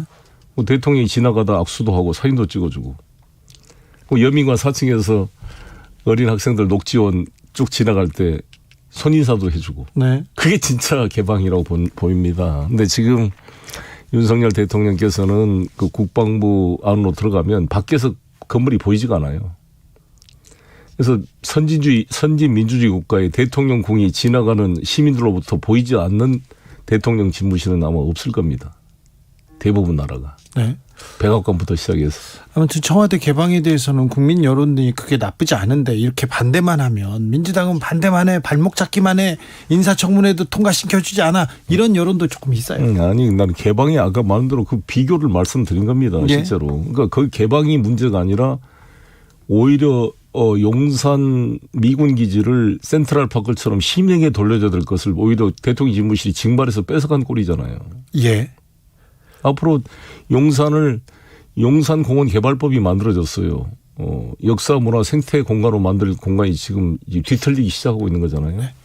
2584님께서 서울시장이 반대하면 용산 완전 이전 못한다는 거 사실인가요? 근데 서울시장이 그런 용산을 공원으로 만들어서 시민들한테 다 주겠다 이렇게 하면 또 이거 대통령실은 어떻게 되나 이런 생각도 좀 듭니다. 그건 국회가 법으로 할 수 있는 거지 서울시장이 하기는 어렵죠. 아, 그래요? 서울시장은 이제 자, 송영길이 저는 서울 시민의 입장에서 네. 서울 시민의 재산권 피해 여러 가지 뭐 고도 제한이라든지 통신 제한, 뭐 항공 제한으로 인한 재산권 피해에 대해서 손해배상 청구를 한다든지 아니면은 실제로 청와대와 협의를 지금 대통령 집무실 대통령실과 협의를 통해 대안과 피해를 최소화시킬 방안을 찾기 위해 노력해야 된다고 봅니다. 네. 그리고 용산공원에 시민에게 돌려주는 문제, 환경오염 문제 다 체크해야 된다고 봅니다. 네, 그게 먼저다. 네. 아니 일단은 저는 오세훈 시장에게 반문하고 싶은 게 네. 적어도 서울시장이면 여야를 떠나서 시민의 입장에서 대통령 집무실이 용산 이전했을 때 발생할 각종 피해와 문제점을 수렴을 해가지고 얘기는 해줘야죠. 제기를 해야 될 거 아니겠어요. 네. 그냥 용비어천금만 부르고 있잖아요. 오히려 용산 시대가 열릴 것이다 이렇게. 얘기를 잘 안 하고 계셔가지고 어떤 정책과 비전이 있는지 그건 그렇죠. 좀 얘기를 좀 해주셨으면 그래서 좋겠어요. 그 문제에 대해서 다시 한번 저는 오세훈 시장님 내일 이제 시장 사표를 내고 네. 직무를 정지하는 거죠. 이제 후보 등록을 하신다 그러니까 오세훈 이제 내일 후보 등록을 하시면 후보가 되셨으니까 네. 이 문제 가지고 TV 토론이나 무슨 공개 토론할 것을 다시 한번 촉구합니다. 토론하면 또 용산 이전 그리고 다른 문제는 어떤 문제에 대해서 얘기하고 가장 큰 게 부동산 문제죠. 부동산 문제. 네. 부동산 문제에서는 오세훈 시장 압도할 수 있습니까? 경제 정책도 압도할 자신이 있습니까? 압도한다는 표현은 교만한 표현이고요. 네. 성실하게 저는 대안을 가지고 하겠습니다. 네. 그래서 TV 토론이 대통령 후보 때 너무 인신공격이 있었고 예. 뭐 지난번 보궐선거 때도 막 공격이 있었습니다만 저는 오세훈 후보에 대한 개인적인 비방이나 인신공격을 하지 않을 것입니다. 정책 토론을 가지고 치열하게 하겠습니다. 알겠습니다. 정책 토론한다고 하고 비방하지 않겠다고 하고 지금 서울시장 또 지도자로서의 면모를 이렇게 보여주는데 아주 여유로운 모습을 보여주고 계시는데 네. 별로 안 어울려요. 안 어울려요? 네. 아니, 그렇지 않아요. 저는 제가 그때 주진우 기자님 아시다시피 제가 이준석 당대표랑 네. TV 토론했잖아요. 네, 아마 네. 여야 당대표가 국민 앞에 TV 토론을 한 것은 처음이라고 제가 들었습니다. 그리고 계속해서 정책 설명하고 그랬죠. 3번 토론을 했는데 많은 국민들이 그래도 박수를 했잖아요. 네. 제가 나이 어리지만 이준석 대표를 존중하면서 서로 간에 아무튼 이견을 가지고 많은 토론을 했습니다. 해결도 먼저 했고요. 합의도 했고. 그러니까 저는 그런 게 가능했잖아요. 안 어울린다고 말씀했지만 송영길이 그걸 보고 많은 사람들이 저를 다시 봤다는 분도 있었습니다. 네. 그런 것처럼 오세훈 후보님하고도 제가 친한 사이니까 네. 한 25년 된 사이인데 그래요? 같은 변호사지. 네. 거기는 뭐 고대 법대를 나오셨죠. 저는 연대 상대를 나왔고 물론 법대와 상대 출신한 건 있지만 같은 변호사입니다. 네. 그리고 16대 국회의원을 같이 했거든요. 네.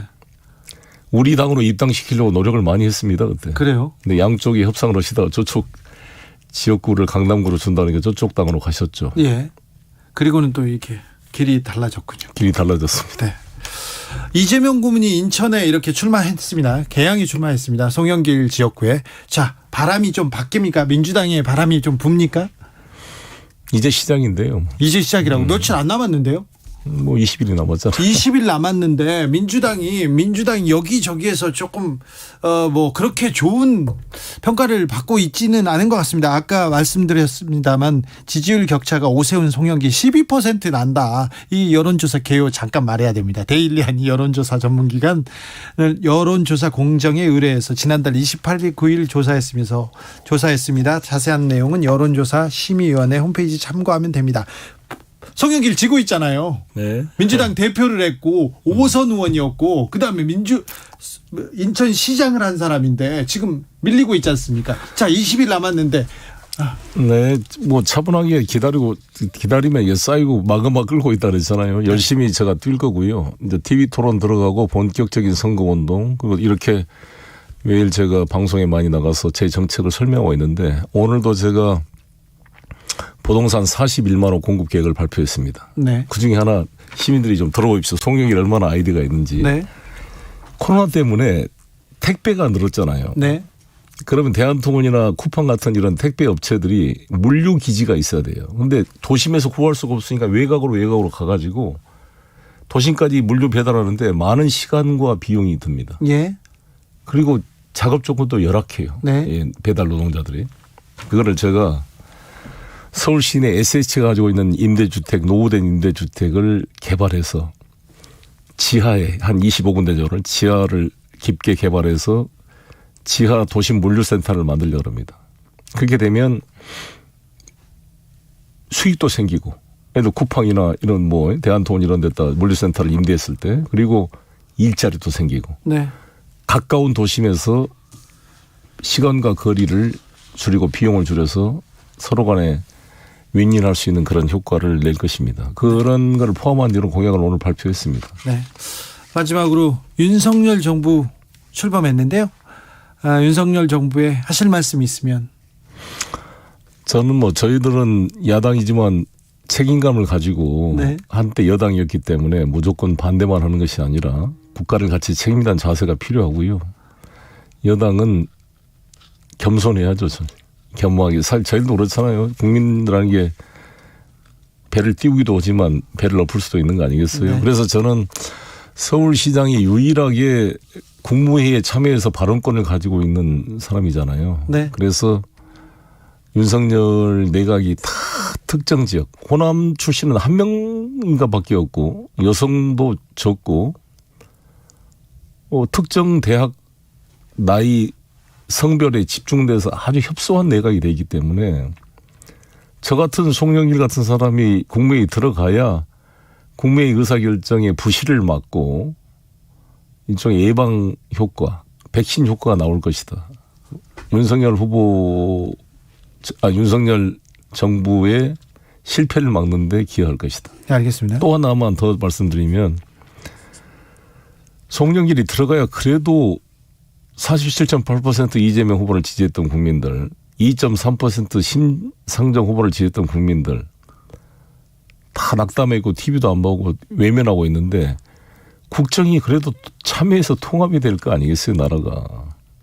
저는 그게 절박하다고 봅니다. 알겠습니다. 네. 오세훈 시장에게도 인터뷰 요청했습니다. 근데 일정상 불가하다고 계속해서 불가하다는 답변 주시고 있습니다. 예전에요. 오세훈 시장과 한명숙 후보가 맞붙었을 때 그때도 여론조사에서는 20% 막 30% 이렇게 차이가 났는데 이제 나중에 투표함을 열어봤을 때 엄청 초박빙이었지 않습니까? 0.5까지 좁혀졌죠. 네. 그때 생각하고 계신가요? 그때하고는 또 상황이 좀 다를 텐데요. 어떤 저의 경험은 제가 2010년도 인천시장 출마했을 때 법정선거운동 딱 들어가기 전에 15% 지고 있었어요. 근데 개표하니까 8%를 이겼습니다. 뭐 꼭 그런 건 아니겠지만 저로서는 시민을 믿고 지지율 떨어졌다고 사람이 초조하거나 조급하지 않고 여유를 가지고 서울 시민의 자존심, 서울 시민의 양식을 믿고 저의 실력과 컨텐츠를 보여드리겠습니다. 알겠습니다. 실력에서 기반한 여유로움인지는 잘 몰라도 굉장히 여유 있어지셨어요? 네, 그렇습니다. 조금 안 어울립니다. 그래요? 네. 왜 계속 안 어울린다 그러죠? 제 생각이라고요. 네, 저는 뭐 자신감을 가지고 있고 이 서울이 삼봉 정도전이 인의애지 신으로 만들었잖아요. 보신각이 믿을 신자입니다. 믿습니다, 서울 시민. 알겠습니다. 여기까지 하겠습니다. 송영길 민주당 후보였습니다. 감사합니다. 정치 피로, 사건 사고로 인한 피로, 고달픈 일상에서 오는 피로. 오늘 시사하셨습니까? 경험해보세요. 들은 날과 안 들은 날의 차이. 여러분의 피로를 날려줄 저녁 한 끼 시사. 추진우 라이브.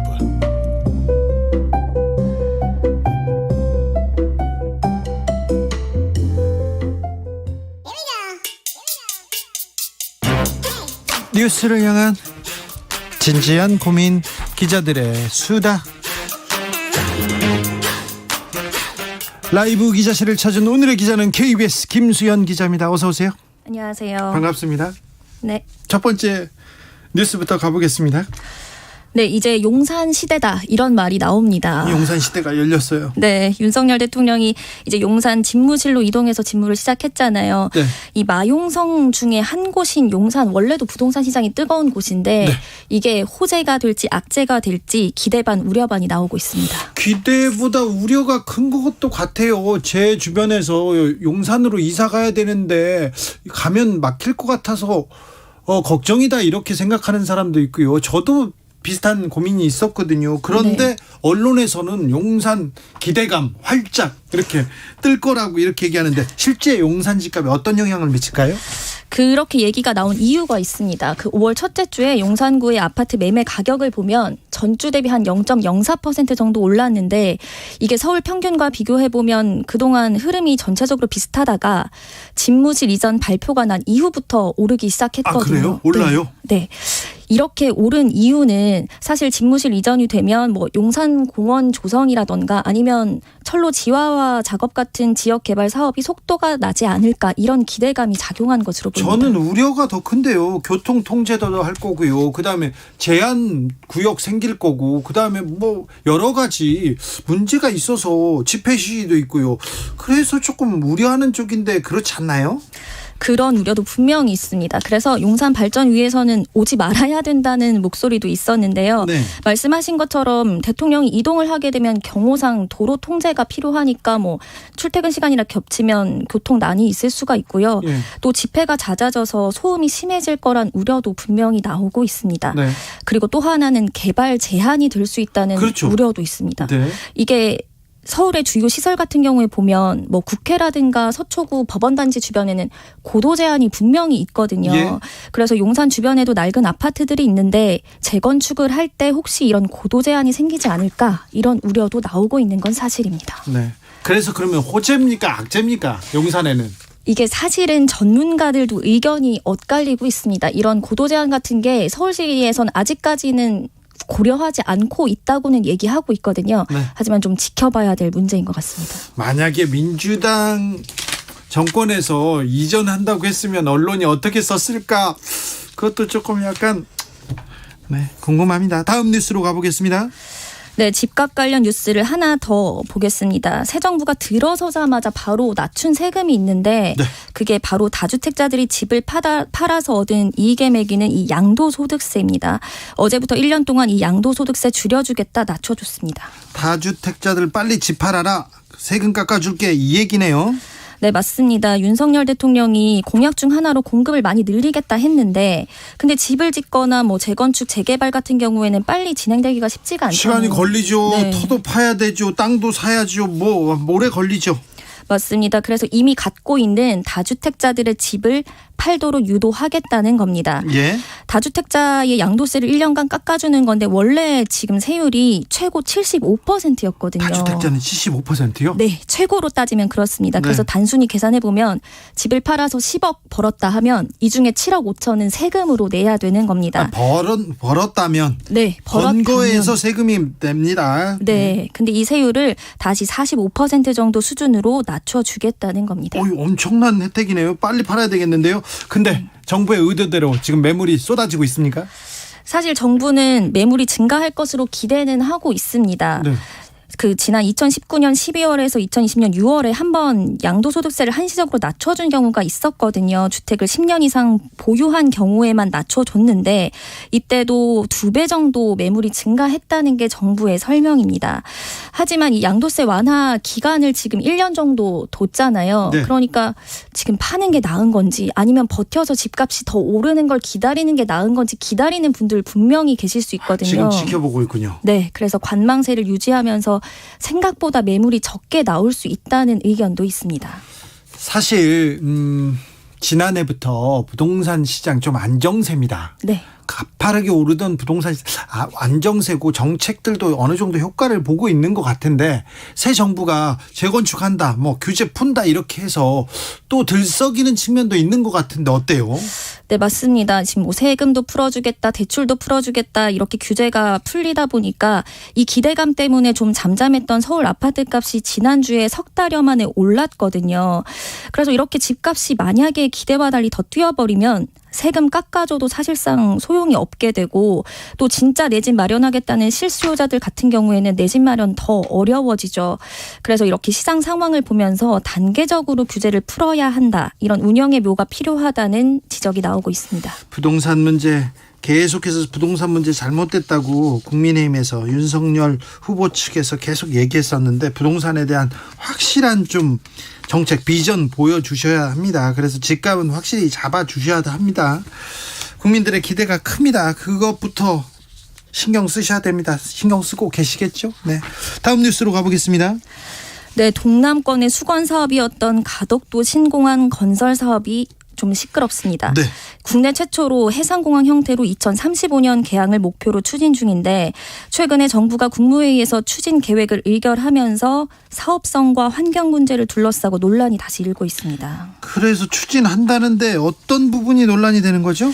가장 큰 이유는 사업성이 떨어진다는 건데요. 예상 사업비가 13조 7천억 원입니다.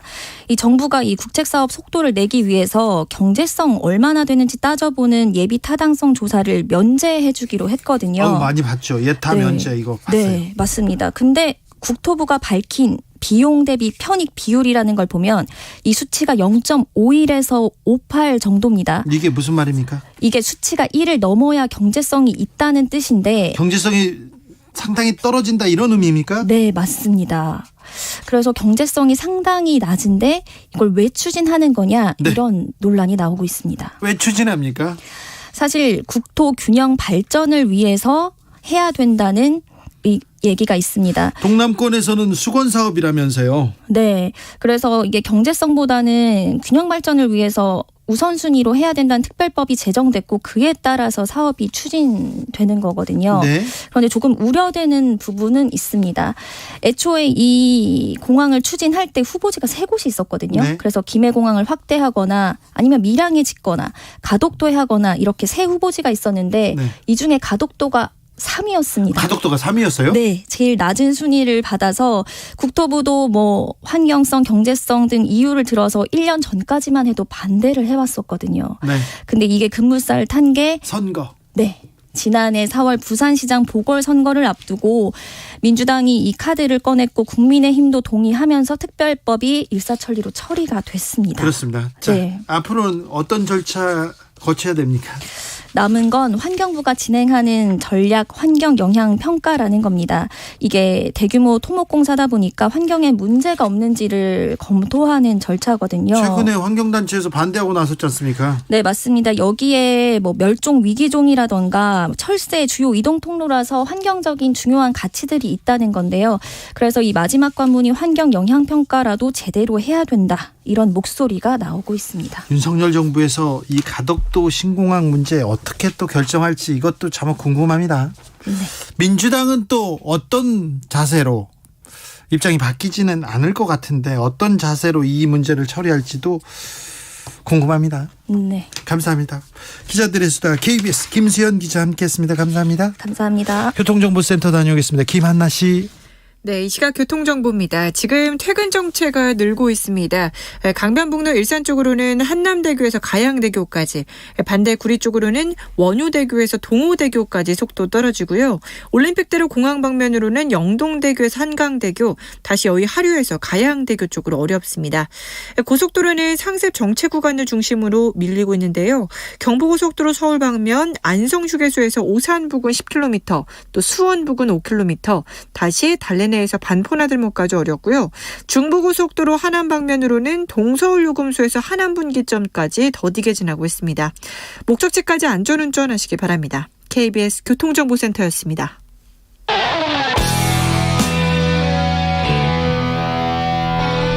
스치기만 해도 똑똑해진다. 드라이브 스루 시사 주진우 라이브.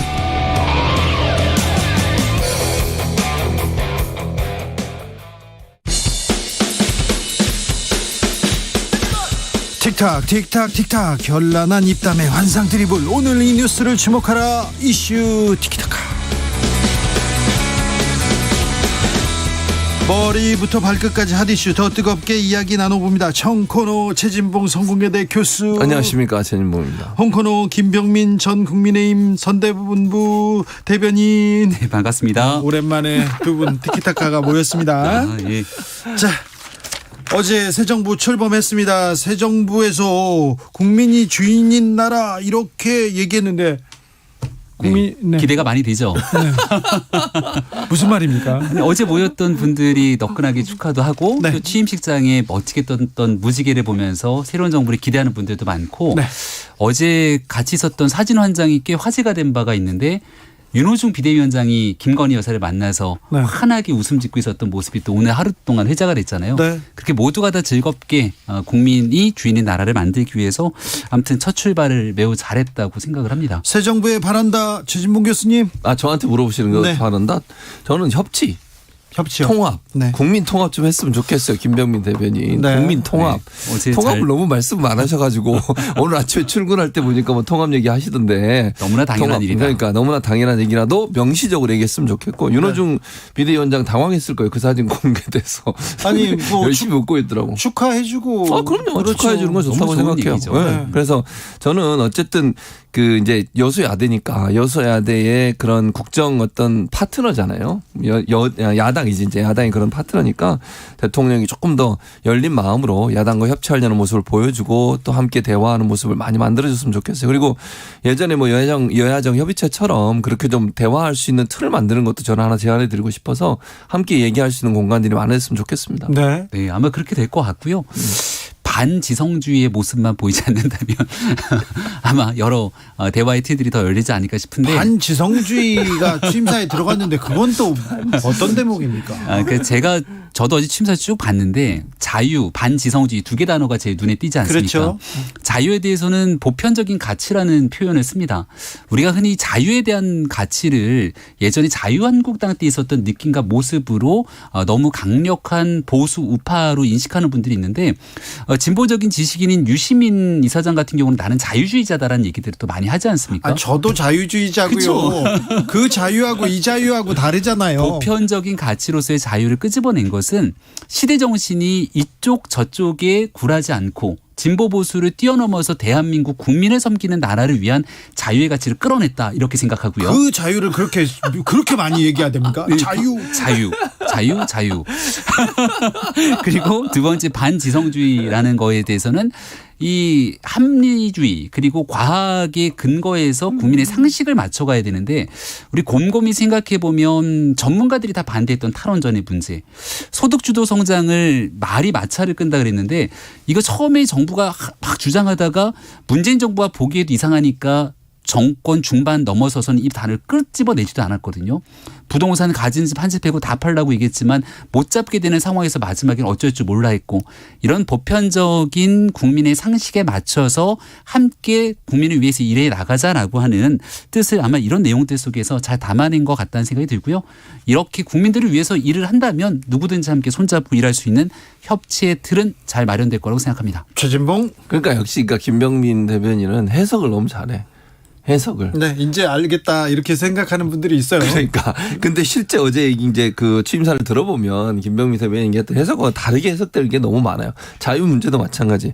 자유란 말을 여러 번 대변하셨는데 그리고 이제 만찬에서 사실은 기업인들 많이 모인다 해서 자유와 성장인가요? 뭐 그런 비슷한 얘기를 하셨어요. 번영. 예. 그러니까 결국은 이 그 대기업이나 기업들에게 일단 규제들을 좀 많이 풀어주겠다는 의도로 들려요. 그러니까 저는 개인적으로 그렇게 들렸고 그래서 자유라고 하는 부분이 개인의 자유나 말씀하신 것처럼 여러 가지 자유의 의미가 있을 수 있지만 규제나 아니면 이런 부분들 때문에 기업들이 뭐 그들 표현들을 기업의 표현들을 하자면 기업하기 좋은 환경이 되지 않는 부분에 대한 불만을 많이 얘기했었고 그걸 이제 윤석열 취임 대통령이죠. 윤석열 대통령도 그런 부분을 많이 응답하셔서 제가 볼 때는 그 부분이 좀 강조된 것 같고 두 번째는 이제 반지성주의는 약간 맥락상 맞지 않았어요. 저는 개인적으로 그렇게 생각하는데 이건 앞에 부분하고 맥락하고 연결을 시키면 어떻게 이해를 했냐면 잘못 오해를 하면 이렇게 생각할 수도 있거든요. 다수의 힘에 의해서 어떤 그 의견이 묵살되는 이런 부분에 대한 반지성주의를 얘기했기 때문에 그 검경수사권 조정 관련해서 혹시 감정이 남아 계시는 거 아닌가 민주당에 그런 생각까지 들 정도였어요. 그러니까 그런 부분들이 만약에 뭐 명시적으로 표현 안 했으니까 제가 그냥 해석하는 건데 그런 부분이 대통령 취임사에 들어가는 건 저는 부적절하다고 생각해요. 3272님께서 김병민 대변인한테 묻습니다. 자유가 아니라 통합과 책임이 강조돼야 할 시기 아닌가요? 통합과 책임은 당연히 가져가야 될 무거운 숙제라고 생각을 하고요. 저는 어제 취임사를 쭉 지켜보면서 그런 생각이 들었습니다. 5년 전에 있었던 문재인 대통령의 취임사가 명문이었어요. 아마 다들 기억하시겠습니다만 무엇 하나 그 취임사를 들으면서 틀리다라고 얘기하는 걸 찾기가 어려웠을 겁니다. 근데 그 취임사에 있었던 내용들이 고스란히 말빚으로 문재인 정부를 옥죄게 되는 상황으로 갔거든요.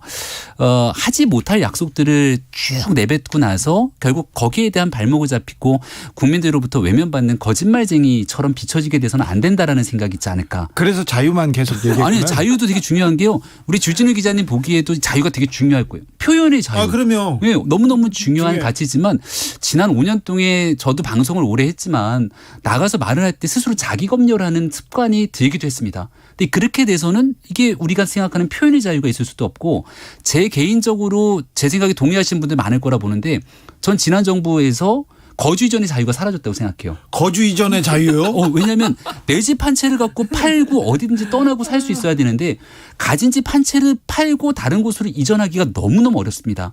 그 돈을 갖고 똑같은 집에 가치가 이르면 취득세, 등록세 그리고 여기에 대한 이전 비용 이런 것들을 생각해 보면 부동산 문제 때문에 거주 이전의 자유가 훼손됐던 점들도 있을 거예요. 그래서 누구나 자유를 바라보는 그 관점들은 조금씩 다를 수 있기 때문에 보편적인 자유의 가치를 끌어냈다는 말씀을 거듭 다시 한번 드립니다. 거주 이전의 자유가 거주 이전의 자유는 이건 아니고 새로운 이론입니다. 황당하기도 한데. 역시 김병민입니다. 그러니까 자체 검열 얘기하니까 갑자기 무슨 생각이 나냐면 한동훈 후보가 생각이 났어요. 뭐 기자들 고소하고 이러시잖아요. 그러니까 이거 뭐 말을 하다가 혹시나 잘못 얘기하면 바로 고소당할까 봐 불안해서 말을 못 하겠어. 패럴들이 나와가지고. 저는 박근혜 정부 때요. 네. 오촌 살인 사건 경찰이 수사 좀 열심히 해야 된다. 좀 의혹이 있다 이렇게 얘기했다가 구속영장이 청구됐어요.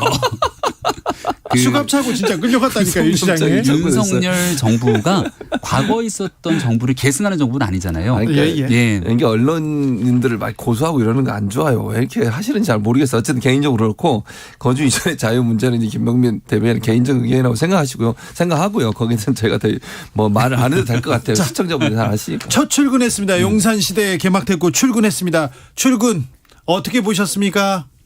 뭐 출근 좀 그냥 빨리 옮겼으면 좋겠어요. 그러니까 집을 짓든지 어쩌든지. 공간으로 빨리 갔으면 좋겠다. 왜냐하면 지금 상황 어쩔 수 없이 이제 왔다 갔다 하시는데 물론 오늘 뭐 빨리 왔다고는 하지만 그래도 그 중간에 있었던 분들은 불만이 좀 있어요. 그리고 일부 그 네티즌이나 이런 분들 글 올리신 거 보니까 이런 얘기도 있더라고. 조금 일찍 출발하시지 꼭 그렇게 그 러시아 호에 가셔야 되냐. 다른 사람들 생각에 조금 일찍 7시쯤 출근하시면 어떨까 이런 얘기도 있었는데 어쨌든 이런 불편들이 가중되면 가중될수록 뭐 오늘은 그렇게 큰 불편은 없었다고 하지만 현장에 있었던 분들은 그게 뭐 5분 10분이든 늦어지는 거에서 불평이 할 수밖에 없어요.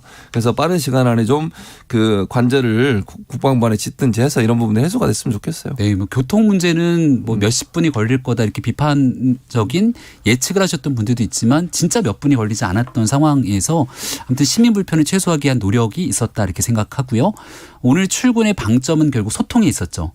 용산으로 집무실을 이러려고 이전했구나. 대통령이 출근하면서 출근길에 기자들을 만나고 기자들이 묻는 질문에 대해서 자연스럽게 대답하고 앞으로 출근길 퇴근길에서 이렇게 기자들과의 소통을 자연스럽게 강화하게 된다면 국민을 대신해서 묻는 기자들과 이 대통령이 충분하게 같이 이야기를 나누면서 구중궁궐에 닫혀 있다는 대통령의 잘못된 과거를 답습하지 않기 위한 매우 좋은 모델을 구축하고 있다고 생각합니다. 네, 어제 취임식 올 블랙, 올 화이트 김건희 여사의 패션 보도 계속 나왔습니다. 근데 김건희 좋았죠. 여사는 좋았습니까? 패션이 되게 좋던데요. 내돈내산. 자, 김병민 대변인, 김건희 여사는 이런 패션 얘기, 자기에 대한 그런 기사가 나오면 어떻게 뭐라고 합니까? 저는 뭐 따로 소통해 본 적이 없어서. 그래요? 카톡 안 하세요? 카톡? 윤석열 대통령이 후보 시절에는 대통령과는 텔레그램으로 주로 대화를 하는데. 그랬어요? 그렇죠. 알겠어요. 좋았다. 패션은 좋았고 내돈내산이라고 얘기를 했는데 저렴한 그 자영업 그리고 소상공인의 의상들을 일부러 좀 구매해서 이렇게 많은 사람들한테 널리 알릴 수 있도록 하고 싶었다는 것 같습니다. 그리고 앞으로도 과거에 이제 뭐 특수활동비 논란 등이 있었지만 스스로 자비로 구매해서 또 김건희 여사가 이렇게 입고 나가면 화제가 돼서 완판이 되는 경우들이 종종 나타나더라고요. 여러 좋은 국산 브랜드들이 소개될 수 있도록 하는 데도 큰 역할을 하지 않을까 싶습니다. 그러니까 저는 이제 아까 그 카톡 얘기를 왜 꺼냈냐면 한동훈 후보자가 그 김건희 여사하고 이제 카톡한 게 논란이 됐었잖아요. 그랬더니 물어보니까 그러니까 위에 총장하고 통화가 안 돼가지고 결국 하셨다는데 뭐 김병민 대변인의 말이 저는 맞다고 생각해요. 그렇게 해야 되는 게 맞는데 그거 좀 뭐 이상하다는 말씀을 드리고 싶고요. 보도를 그러니까 뭐 좋아요. 한 번 정도 하는 거 제가 이해를 하겠어요. 뭐 하얀 옷을 입고 오셨든 뭐 패션에 대해서 근데 너무 많아. 아니 무슨 그 옷 입고 슬리퍼 신고 나오시고 그 치마였나요? 그거 입고 오시고 그다음에 후드티 입으신 거 그거 계속 보도하더니 또 저 패션 가지고 자꾸 보도를 해요. 이게 참 김건희 여사도 당황스러울 거예요. 본인의 어떤 행보라든지 대통령 부인으로서 역할 뭐 이런 부분들에 이렇게 관심사 패션으로 가면 이건 너무 그 대통령 부인의 어떤 사회적 역할이나 아니면 우리가 기대하고 있는 부분보다는 너무 옷에 집중되잖아요. 저는 언론들이 왜 이렇게 하는지 잘 모르겠고 이런 언론들의 보도가 김건희 여사한테도 별로 도움이 안 될 거다. 저는 그렇게 봅니다. 김정숙 여사 때 보도가 되게 많이 됐었잖아요. 그때도 이제 유쾌한 정숙 씨 뭐 등등으로 했었는데 아무튼 말씀 주셨던 것처럼 대통령이 집중되고 새로운 국가를 이끌어갈 수 있는 정책들 이런 것들의 보도가 초점이 맞춰져야 된다는 얘기에는 전적으로 동감을 하고요. 다만 그런 균형적인 보도에 대해서는 전 정부 또 현 정부에 대해서 균형감 있게 다뤘으면 좋겠다는 생각입니다. 알겠습니다. 지방선거 재보궐선거 얘기도 해보겠습니다. 인천 계양을에 이재명 상임고문 본격적으로 활동합니다. 그래서 선거 바람이 바뀌고 있습니까?